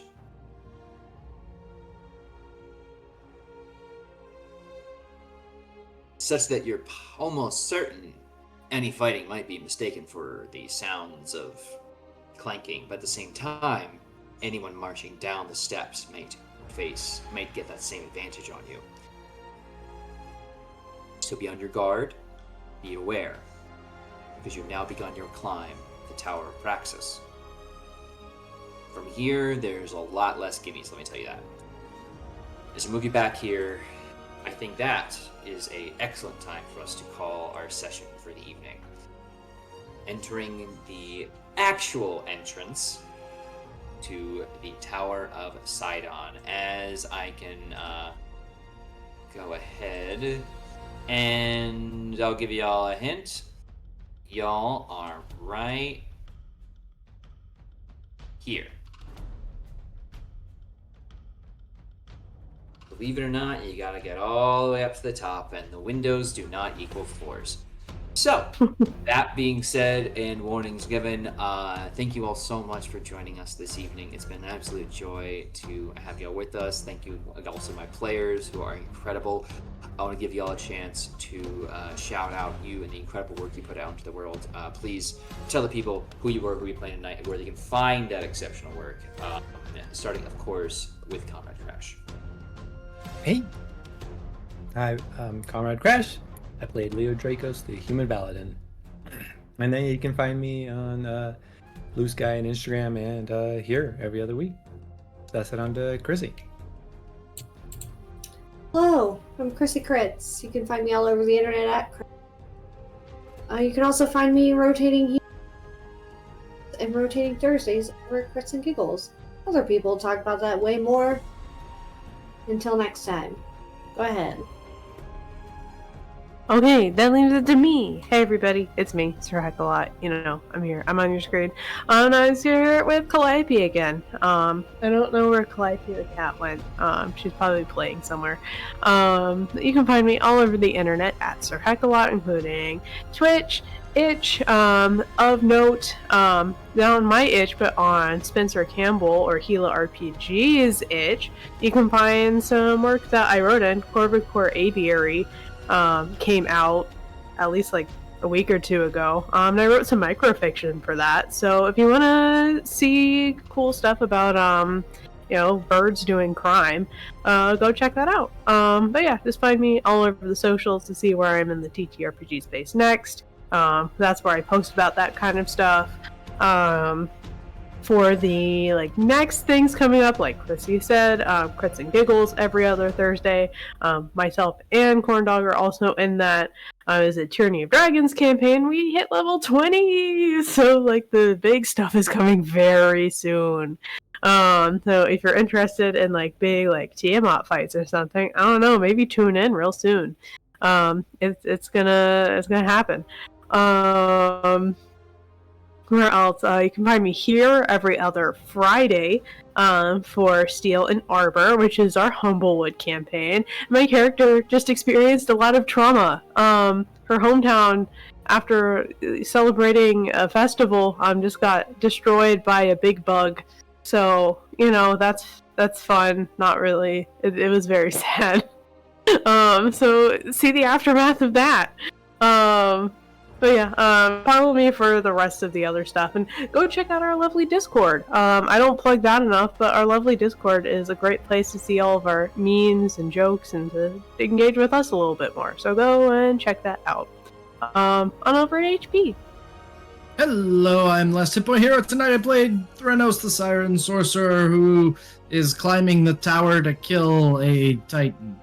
I play this every other week. Got a couple home games, and oh yeah, I hit live on the tabletop event for MadCon this morning.